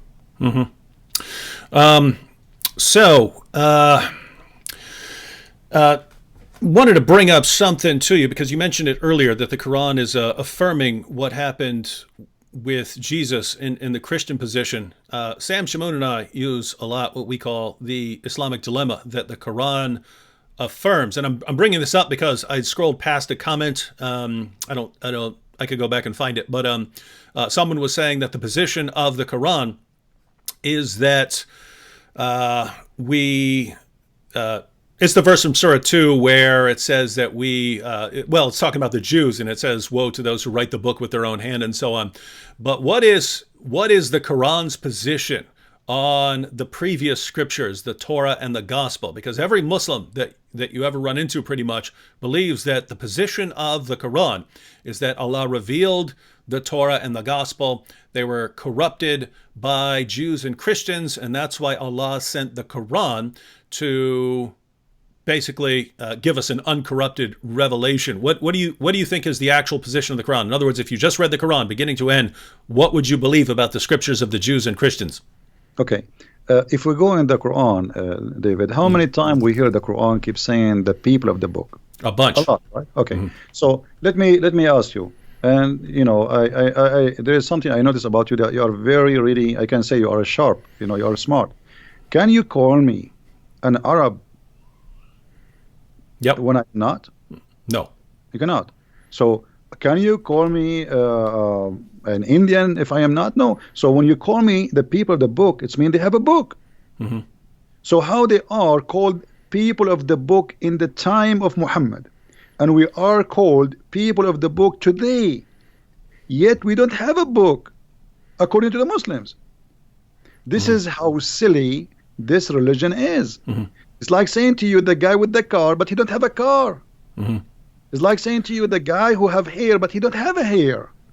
So this is how silly. Same time, the Quran full of verses speaking about the Quran confirming what is with us. And you mentioned, you know, confirming what is with them. As an example, chapter 2, verse number 89, it says, وَلَمَّا جَاءَهُمْ كِتَابٌ مِّنْ عِنْدِ اللَّهِ مُصَدِّقًا لِمَا مَعَهُمْ, approving, confirming, believing in what is with them, not before them. So, and chapter 2, verse number 91, same. Chapter 2, verse 101, it says the same. Chapter 2, verse number 213, it says the same. So, you know, all over the Quran, we find the same reference. But the Muslims, they cannot find really anything. It says that the Bible is corrupt. You see, the Muslim, they says, the Quran says, يُحَرِّفُونَ الْكَلُمْ عَنْ مَوَاضِعُهُ. What does that mean? You go to the interpretation, they say they change the meaning of it. This is their scholars, not me. It doesn't say they are corrupting the book. It says they change the interpretation of it. And that actually was, if you remember the story where Muhammad, he took an oath on the Torah. You remember? Okay. A Jewish guy, he put his finger over the word stone. Okay, stone them, the punishment of stoning. So this is what is this is what the verse is talking about. But this is how that can be corruption. You know, the corruption supposedly here happened because the guy, he tried to hide the word in the Torah. And if it is corrupted, and Muhammad, he knew the book is corrupted, Where is the hadith where Muhammad he says the Quran, the Bible is corrupted? I want to see it. Same time, the Quran never says, what they are claiming to be, and even their scholars don't agree with them. Because how in one verse you says you approve what is with them, in the other verse he says they are corrupting, but they are corrupting the word. Same time, يحرفون عن مواضعه, which means changing the location. If you go to chapter 5 verse number 41, maybe you can read it for people there. I will give you like a little bit of time to find it. Chapter 5 verse number 41, it says that corruption here is a change in the location of the words from its location. Does it say that, David? So 541, O Messenger Muhammad, let not those who hurry to fall into disbelief grieve you of such who say we believe with their mouths, but their hearts have no faith. And of the Jews are men who listen much and eagerly to lies, listen to others who have not come to you. They change the words from their places. Okay, so the corruption here is not taking the verses, is changing the words from their places. All right. Now, if this is corruption, that means the whole Quran is corrupt. Because a chapter of, we just mentioned how the Quran says, today I completed your religion for you, right? The Muslims, they agree that the first chapter was given to Muhammad is now number 96. So if it changing the words from its place will make corruption, that means the Quran is the first one to be called corrupt book, because the whole Quran is messed up. This is not how Muhammad received the Quran, even according to Muslims. So here, there's nowhere it says that they took the verses out of the Bible. Always says, يُحَرِّفُونَ الْكَلُمْ مِنْ بَعْدِ مَوَاضِعِهِ. Some of it, but if you go to the interpretation, it says that they change the meaning. They do not really take it, not literally, they change it from its... and this is the story about the Jewish guy who put his hand over the verse where it says stoning to death. Yeah, and just so everyone read that entire passage, everyone. We just went to Surah 5, verse 41, but the entire passage that follows, especially verses 43 and 47, and then 48, they basically give an outline of the true position of the Quran. So when the Jews come up to Muhammad to settle a dispute, Allah gives the response in verse 43 that they don't need you, Muhammad. They don't need you, Muhammad, because they've got the Torah. And if they don't judge by the Torah, then they're in trouble. So the position... Now notice that would make no sense if the Torah has been corrupted. Then they would need Muhammad to correct them. But instead, it's, hey, Muhammad, they don't need you. They've got the Torah. Then in verse 47, Christians are supposed to judge by the gospel. And then verse 48, and Muslims judge by the Quran. So the position of the Quran is that each group has its book that it's supposed to judge by. Unfortunately for Islam, Muslims eventually went to the Torah and the gospel and realized they don't line up with Muhammad. That should have been the clear proof that you need that you're dealing with a false prophet. Instead, you just said, oh, I guess they corrupted it, contrary to everything that Allah has said in the Quran. And David, what about verse number 68, chapter 5, verse number 68? Oh, yeah, awesome. Doesn't it say that you people of the book, you should practice, you should follow the Torah and the Bible? Okay. Yeah, it says we have no ground to stand upon if we do not stand upon the Torah and the gospel. So how we don't have a book and we the Quran is saying to us we have to follow that book? That's really stupid. I mean, give us the book. Yeah, guys. So going back to what Christian Prince was saying earlier, that the Quran repeatedly calls us the people of the book, calls Jews and Christians the people of the book, right? So it's talking about a book that we have. According to what Muslims are saying today, our book was already corrupted. Well, that would have to be, when Allah is calling us the people of the book, then it must be doing so in an insulting fashion, according to what Muslims are telling us, right? When it calls us the people of the book, it would be calling us people of the corrupt book, right? People of the distorted book or something like that. But that's not what the Quran says. And so going through the other passages that Christian Prince brought up, the Quran is affirming the book that we have. And so, guys, you just have a problem here. And you need to recognize every Muslim wants to believe that the Torah and the gospel have been corrupted because they know that the Torah and the gospel do not line up with Islam. So they have to say it's been corrupted. But as soon as you say it's been corrupted, you're telling us that you know more than your God because your God didn't know and your prophet didn't know. So you are greater in knowledge than your God. And so maybe you guys should be worshiping yourselves since you know more than your God. David, why the Muslims don't tell us why Allah he wrote the whole Torah to Moses in his hand? The Muslims don't believe in the Ten Commandments alone. They believe that Allah he wrote the whole Torah in his hand on tablet. Okay, what was the purpose if he will not protect the Torah at least? I mean, why? How many load of trucks Moses he need to carry the whole Torah? Imagine the whole Torah written in rocks. So Allah wrote it by his hand, and then that Allah, that's it. Everything is gone. So the Muslims they have tons of stories. The whole story is that okay, we cannot find Muhammad in your books, so we don't accept your book. As simple as that. If we put Muhammad there, if you add now, if you print a new Bible, fabricate a new Bible and make Muhammad there, they will Muslims, all of them, they will accept it. Like as an example, there is a very famous book. The Muslims, the Gospel of Barnabas. Right. Yeah. Okay. But this book is stupid. I mean, Yeah. It's a 13th to 15th century forgery that was written in Italian. I mean, it's written. Not only that, this book is saying that Muhammad himself is Jesus himself. Muhammad himself is the Messiah. So the Muslims they speak big mouth about it, but then nobody read it. But just because the name of Muhammad is there, supposedly they like it and they promote it and they made article about it. But none of them will accept it because they are hypocrite. If you accept the book, okay, I challenge you to publish it and accept it as this is the true Bible for the Muslims. But they will not do that, because they knew it's a fabrication. And this is the sign of the hypocrisy when somebody says to you, I like to eat shish kebab, but I will never order it. He will never order it, but he like to eat it. So how come you like this book, but you will never order it to be your book in the library to teach your children? Because he's a hypocrite. Yep. All right, so we've got about we want to cut off by 10 o'clock, so we got about 20 minutes left. Here's a good question from the apostate prophet. You know the apostate prophet, Christian Prince? Yes. Yes. The apostate prophet says, could it be, so he's going back to the crucifixion of Jesus. Actually, he probably posted it back when I'm way behind on comments. I'm only like halfway scrolled through the comments. But he said, so this is probably when we were talking about the crucifixion earlier.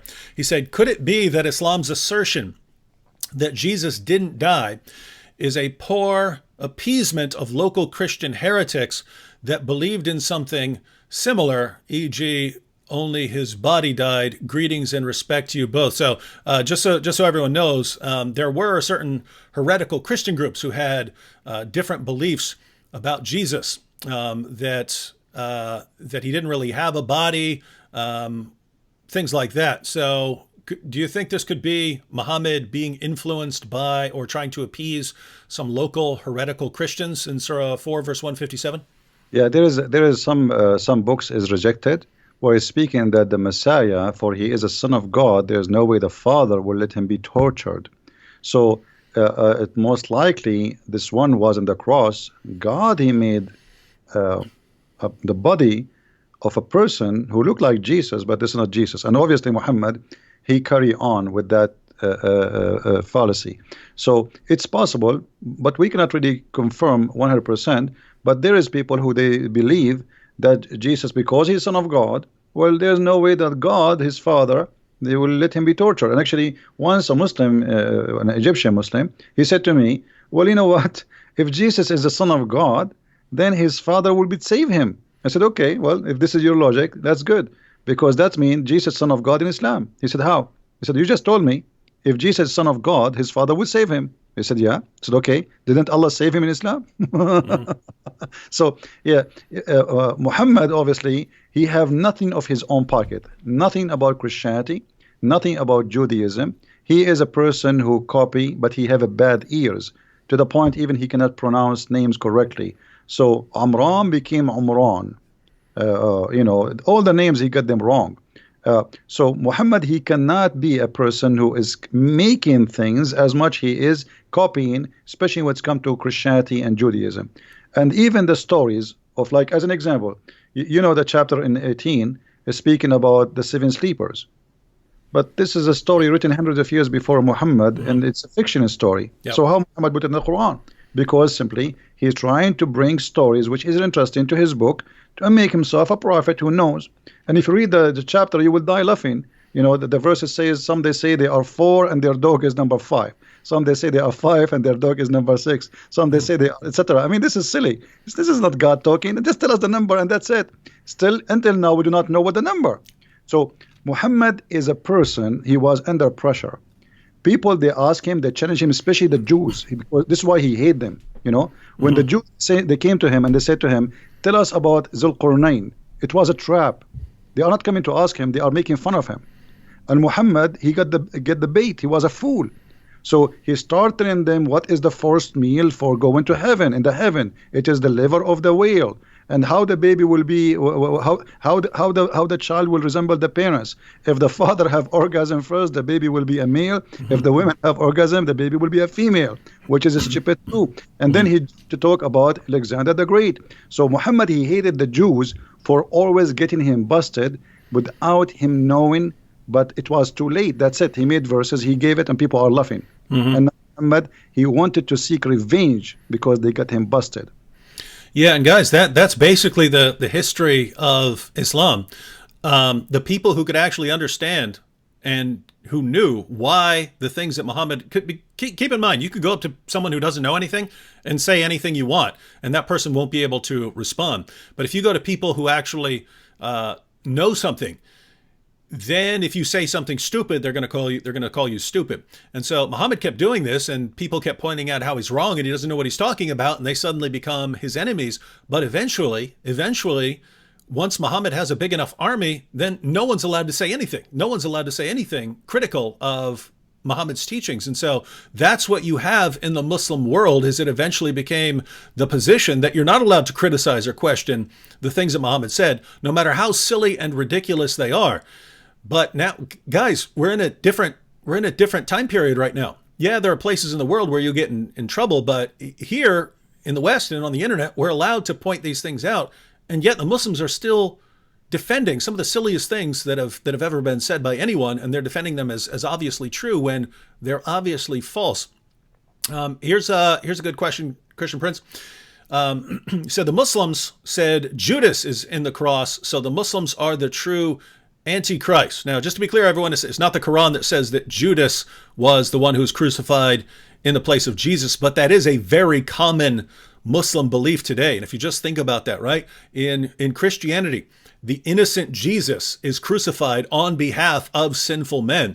And the Muslims of today, a very common belief among Muslims, is that it was actually Judas who was crucified in place of Jesus. So now you've got the guilty sinner Judas being crucified on behalf of the innocent Jesus. It's a complete reversal of the gospel. They completely flip it on its head. Christian Prince, can we say that Islam is an antichrist religion? Well, based in the Bible, absolutely, because the Bible says who is the Antichrist? The one who denied the Father and the Son, right? So based in the Bible, absolutely Islam, but not a person, Islam as a religion, as a cult, it is an Antichrist cult. And Muhammad, in the Hadith, he says, Ana al-Mahi. They ask him, what do you mean? Al-Mahi in Arabic, it's the one who erase. He says, I will erase Judaism and Christianity. So he made his target clear. I'm going to erase it. All right.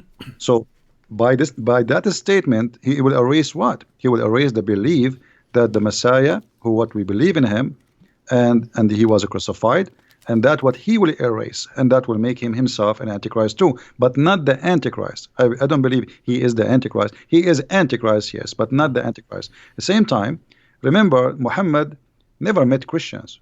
I don't believe Muhammad ever met Christians. He met Nasara. Who is Nasara? You say, I'm a Christian. What not Nasara? Ask any Arabic Christian. Tell me how you say you are a Christian in Arabic. He will say Masihi. Masihi, coming from the word Messiah. Not a single Arabic Christian he even will accept to call him Nasara, because that will sound like an insult. So for us, that is clear evidence that Muhammad, he met a group who they are Nasara, and I believe Nasara here is coming from the word, from the Hebrew, where the Nazarite, which is not the Nazarite from the city, the Nazarene, which is in Hebrew like the one who is poor in the understanding, not poor in the money. So the Christian, they call such a group Nasara, for they are poor in the understanding of the Bible, and they were rejected. And this is why they are exist in the Arabian Peninsula. They run away because they rejected from the Christian community. They went to a land whereas Roman are not exist and they have no authority. So let's make it clear. At that time, obviously, those Nasara, they were not welcome in the land or the territory of the Roman. This is why the same for the Jews. Why the Jews are there? Because the Jews are not welcome between the Romans, especially after what happened in 614, where the Jews took the side with the Persian, and even before that. So the Jews, they run away for their life. They went to the Arabian Peninsula, and the same as the Nasara, because in that territory the Roman have no authority. It's just a desert. There's nobody live there. And this is what Muhammad met. He met Jews and he met Nasara. He did not meet Christians. Yeah, so guys, try and research a little bit about the historical background there. I think it might clear up some of the things Muhammad said and some of the positions that Muslims hold today. This is kind of a two-part question here, but it's a good topic. So the question is, did Muhammad have a problem with anyone leaving him? And the second part is it because his parents left him when they died? So, Christian Prince, did Muhammad have a problem with people leaving him, leaving his religion? Well, yeah, Muhammad, he says that the one who changed his religion, kill him, and Muhammad, I don't think Muhammad, we do not know really the real fathers or parents of Muhammad. All the stories about Muhammad, like as an example, what is the name of the father of Muhammad? Abdullah, right? Okay, how his name is Abdullah, but he don't believe in Allah? I mean, this is stupid, right? So how they call him Abdullah, but their family, his family, they don't believe in Abdullah.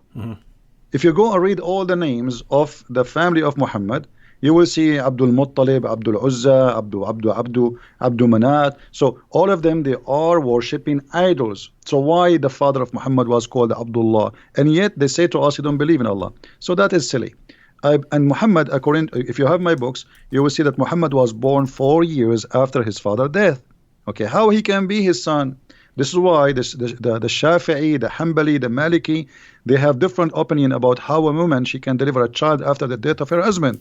They go from between 2 years up to 7 to 10. Imagine a Muslim woman, depend in the Islamic sect. There's 4 Islamic major sect. A woman, she can be delivering a baby after her husband's death up to 10 years. That's madness. And then if we go and read, we will find that the father of Muhammad, he was paid for sex. The sister of Waraq ibn Nawfal, she offered the father of Muhammad 100 camel to sleep with her, which I find the number is exaggeration. It's like saying I will give you 100 car these days. 100 camel for the Arab at that time, this is like you will make you really rich. So he told her, I will go to the mother of Muhammad and I will come back to you, which means he agreed. When he came back, she said, I have no need for you no more because you slept with that woman. So here you notice, you understand from the Muslims books that Muhammad's father was a gigolo in the term of getting money for sex. And then the father of Muhammad and his grandfather, supposedly they marry the same women, and then they have sons and they have different ages, and Muhammad's father, he died supposedly 4 months or 3 months after the marriage, the wedding. So how Muhammad can be born 4 years after?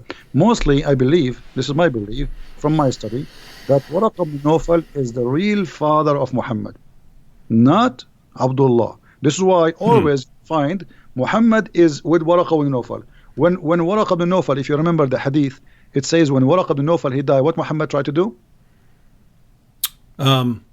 He tried to jump from okay, you're talking about the suicide attempt. Yeah.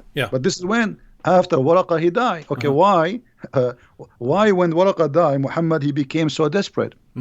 What happened? Because he have a special relationship with him. When Muhammad was lost as a child, where they found him? With Waraqah. When Muhammad lost in the desert, where they found him? With Waraqah. Waraqah is everywhere in the life of Muhammad. So when Waraqah he died, according to the hadith in Sahih al-Bukhari, and this is Sahih, they cannot say it's a lie, it says that the inspiration of Allah paused. Allah will not send Quran no more. And Muhammad became so sad, and he decided to jump from the top of the mountain, and he tried to do that many times. And each time he go to the top of the mountain, Jibreel, he appeared to him and he says, don't do it, for sure you are a prophet of Allah. So this is what is written in Sahih Bukhari, hadith number 6982. But why Waraqa is all over, and why Waraqa, even Waraqa is the one who told him what is the name of the angel who met him, right? When he squeezed him. Okay, how Waraqa he knew? I mean, he did not even see him. And why Khadija, she took him to Waraqa? So Waraqa is all over the life of Muhammad. There is two people, they made Muhammad a prophet. Khadija money and Waraqa. All right. This one's about Lot, and we'll probably take one or two more real quick after this. But this one is about Lot. And she says, can you explain how Lot became a prophet in Islam? And why did Muhammad think that Lot was a prophet? And guys, if you don't know why this is important, in the Bible you have the story of Lot. Lot and Abraham separate. And Lot, after the fall of Sodom and Gomorrah, his daughters apparently think that they're the last people on earth, and so they want to start the human population up again. And so they know that their dad won't sleep with them, so they get him drunk, they sleep with him, and then come out of that relationship some of the enemies of the Jews, the Ammonites and the Moabites. But Muslims look at that and they say, look, you see what the Bible does? Look how it treats the prophets. It accuses a prophet of incest, where the Bible's just recording what happened, whether it's good or bad. But Christian Prince, any thoughts on that, or why Muslims think that Lot is a prophet, or how Muhammad came to that conclusion? Muhammad, as we said, he is just a person who he learned from people around him. And mostly he is getting wrong information. And mostly, I think the Jews, they were feeding him wrong information on purpose. I don't believe it was happening like this, because it's too much to believe that Muhammad was really. I mean, Muhammad, you see, he always look at the Jews as people of the book, because they know, they are people who have knowledge. So he saw in them teachers, but the Jews, because he came to them claiming to be a prophet. Muhammad did not come to them just to live. He came to them after supposedly he ran away from Mecca. So now they knew that this guy, he claimed to be a prophet from supposedly Allah. So the Jews, they feeded him false information just to make fun of him. And Muhammad, he got the bait. Always Muhammad, he is a victim of the Jews. They did not harm him physically, but they did harm him mentally, and did harm his belief. They made fun of him. So about incest, well, the Quran speak that in chapter 5 verse number 27, if you go and read the interpretation, that the daughters of Adam, Allah, when he made the wife of Adam, Eve, have children. Each time she gave birth to a twin, a male and a female. And Adam, he married the male from this twin to the other female from the other twin. But what happened, that the two male, now they want to marry one sister. Why? Because one of them, she have a cross eyes, or she don't look good. So Allah told them, okay, make a sacrifice, and whatever sacrifice, the one I accept his sacrifice is the one who can take that female. So if the Muslims are against incest, then they should not accept that verse. Now, if we go in a different verse, and this is very important, if you go in the Quran, in chapter 25, verse number 54, 52, let me remember. 54, yeah, 25, 54. It says, وَهُوَ الَّذِي خَلَقَ مِنَ الْمَاءِ بَشَرًا فَجَعَلَهُ نَسَبًا وَصِهْرًا. If you go to Al-Qurtubi, it says that a Muslim man, he can have sex with his daughter if she is a daughter from adultery. This is Islam today and before. So this is, you see, in the Bible is speaking about a story of two girls, because they don't want to be without children, and they are afraid they will disappear from the universe. No men left. They did that. The Bible did not approve what they did. The Bible report. Here we have religion, and we have scholars saying, if you have a daughter from a girlfriend from adultery, the mother and the daughter are lawful for you. And by the way, I challenge any Muslim. You see, here we go in front of you, David, Mimi Hijab and his nurse Ali Dawa, all those kids. If anyone dare to say to me that I just told a lie, I am willing to come down here to your show, and we will open the screen and we will read together in front of them from the most official government website of the Kingdom of Saudi Arabia. And I challenged them to say, I am lying. This is Quran, and this is the interpretation of the Muslim scholars and the Islamic sect. And not only that, they say it is according to the most accurate of scholars in the religion, that because she is not his daughter from marriage, she is not forbidden for him to have sex with the daughter and her mother. And here we go. I'm willing to take a challenge anytime. If any Muslim want to accuse me of a lie that Islam allowed you. And by the way, I didn't say, remember, David, I did not say Islam allowed you to have sex with your daughter from marriage. No. Quran says you cannot have sex with your daughter from marriage. But if she is not from marriage, you can have sex with her. All right, so you Muslims, you heard that challenge. If you want to challenge Christian Prince here, I'd be happy to moderate that discussion, and we can put the sources up on the screen here. All right, we want to close out after this one. We don't want to close out just talking about Islam because, I mean, man, when we hear about the things that Muhammad said and the things in the Quran, just want to go take a bath. So we want to conclude on a more positive note here. Christian Prince. So Tippy Bear here says, ask Christian Prince to show that Paul is a prophet in Islam. Now, for those of you who are new to all of this, Muslims like to blame the Apostle Paul for corrupting Christianity. And there's a reason for that, right? They didn't just say, oh, Paul is an especially evil dude one day or something like that. It's basically they're forced into it, right? Because they know that their book affirms that Jesus spoke the truth and that Jesus' original followers were devout Muslims. And yet they know that Christianity doesn't teach what Islam taught. Christianity teaches that Jesus is the divine Son who died on the cross for sins and rose from the dead. So they have to blame someone for corrupting Christianity. And a Muslim who doesn't know anything at all will point to like the Council of Nicaea and stuff and say, oh, that's where Christianity was corrupted. But they got a problem because we can trace all of the core Christian doctrines back to the 1st century. And so we know that these doctrines were there in the 1st century. If the doctrines were there in the 1st century, then as a Muslim, if you want to say that Christianity was corrupted, you have to say that Christianity was corrupted in the 1st century. So you have to blame someone. But you can't blame Jesus. He's a devout Muslim prophet. You can't blame his followers. They're devout Muslims. So you need someone who wasn't Jesus and wasn't one of his original followers, who was also powerful enough to somehow corrupt all of Christianity. And the only person they've been able to come up with is the Apostle Paul. And so Muslims today love to blame the Apostle Paul. And if you listen to what Muslims say, they make him sound more powerful than Allah with the way this guy comes in there and corrupts it. Because Allah in the Quran is saying things like he's going to protect Jesus' followers until the day of resurrection. So those are the kinds of things that are being said in the Quran. And yet Muslims want to say that Paul came in there and just corrupted it. And too bad for Allah, too bad for all the work that Jesus had done. He flipped it on its head. But if I understand correctly, Christian Prince, that was not the position of Muslims centuries ago. Is that correct? Well, this is the challenge for the Muslims. It looked like the Muslims, Zakir Naik, Brother Titter, I thought to you that the one who collapsed the Bible, it is named Paul. And Paul, he is the one who fabricated the Bible. Now, okay, Zakir Naik, can you show us reference where Paul, he corrupted the Bible?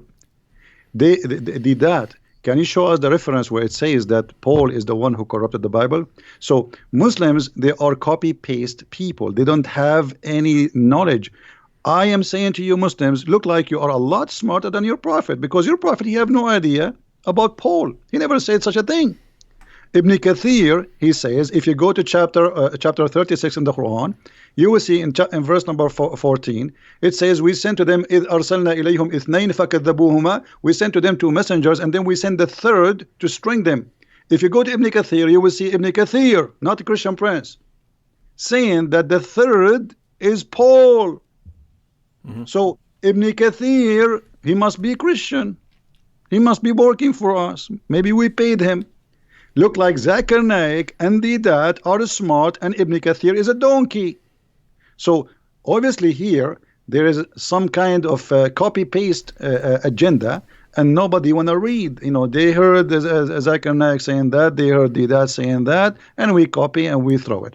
Now the question, the challenge for the Muslims, Why your prophet do not know about Paul being corrupt in the Bible? Why Allah did not say that in the Quran? And why in chapter 36, verse number 14, according to you Muslims, those are three messengers, three musketeers, sent by Jesus. How Jesus can send people to be messengers unless he is God? How a prophet, he can make you a prophet? How somebody, he himself, he is just a prophet, he can make you a prophet?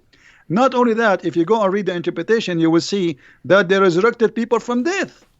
Those three, Paul and John, Johanna, and Peter, they resurrected people from death. And the most strong one of them is Paul. Because look like Paul, for Muhammad, he have a black belt. So he is the most strong one, according to Ibn Kathir and the biggest scholars.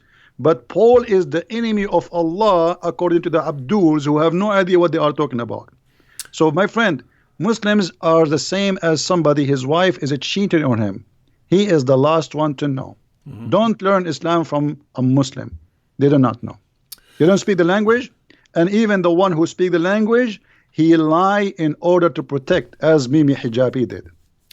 Now, that is interesting that the earlier generation of Muslims, earlier generations of Muslims and Muslim commentators, it's almost like they had more respect for the Quran than Muslims today. Because, you know, if you look at what the Quran says, that Allah protected the true followers of Jesus until they became victorious over those who rejected Jesus. Well, the people who became victorious in Christianity were people who believed in the Apostle Paul. They believed in the Gospels that we have. They believed in the letters of Paul. So according to the Quran, those are the true followers of Jesus. Again, Allah said that he was going to protect the Christians, Jesus followers, until the day of resurrection. When your average Muslim believes that Paul immediately came in there and undid all the work that Jesus had done, and Allah couldn't stop him.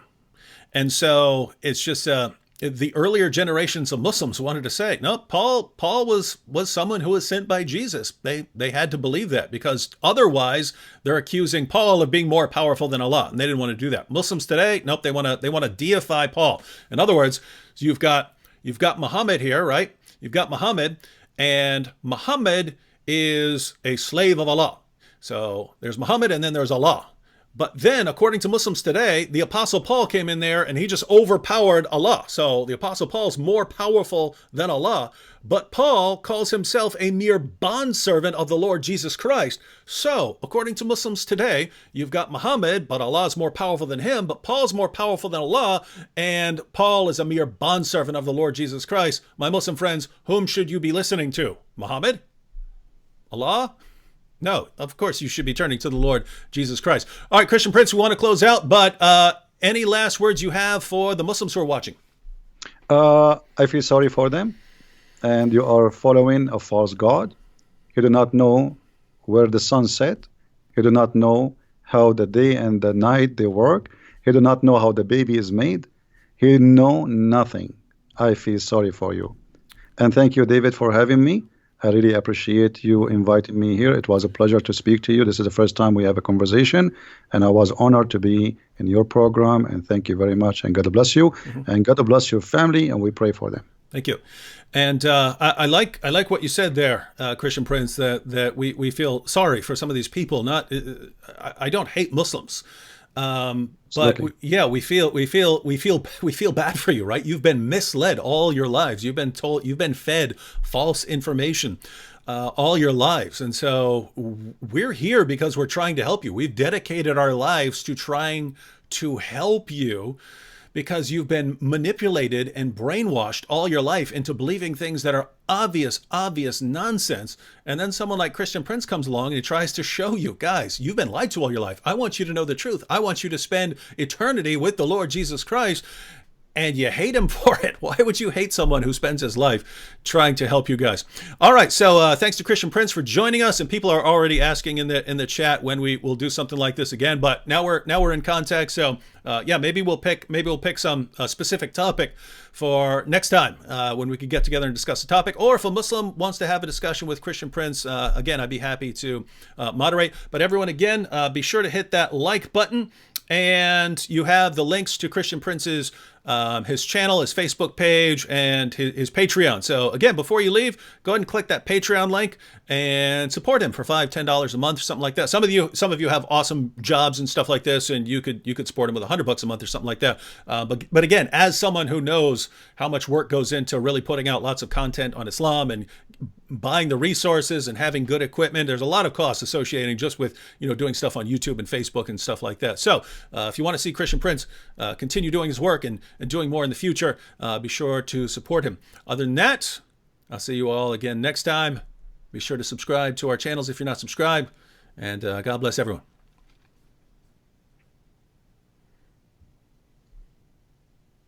Thank you, David. Take care. Good night. Oh,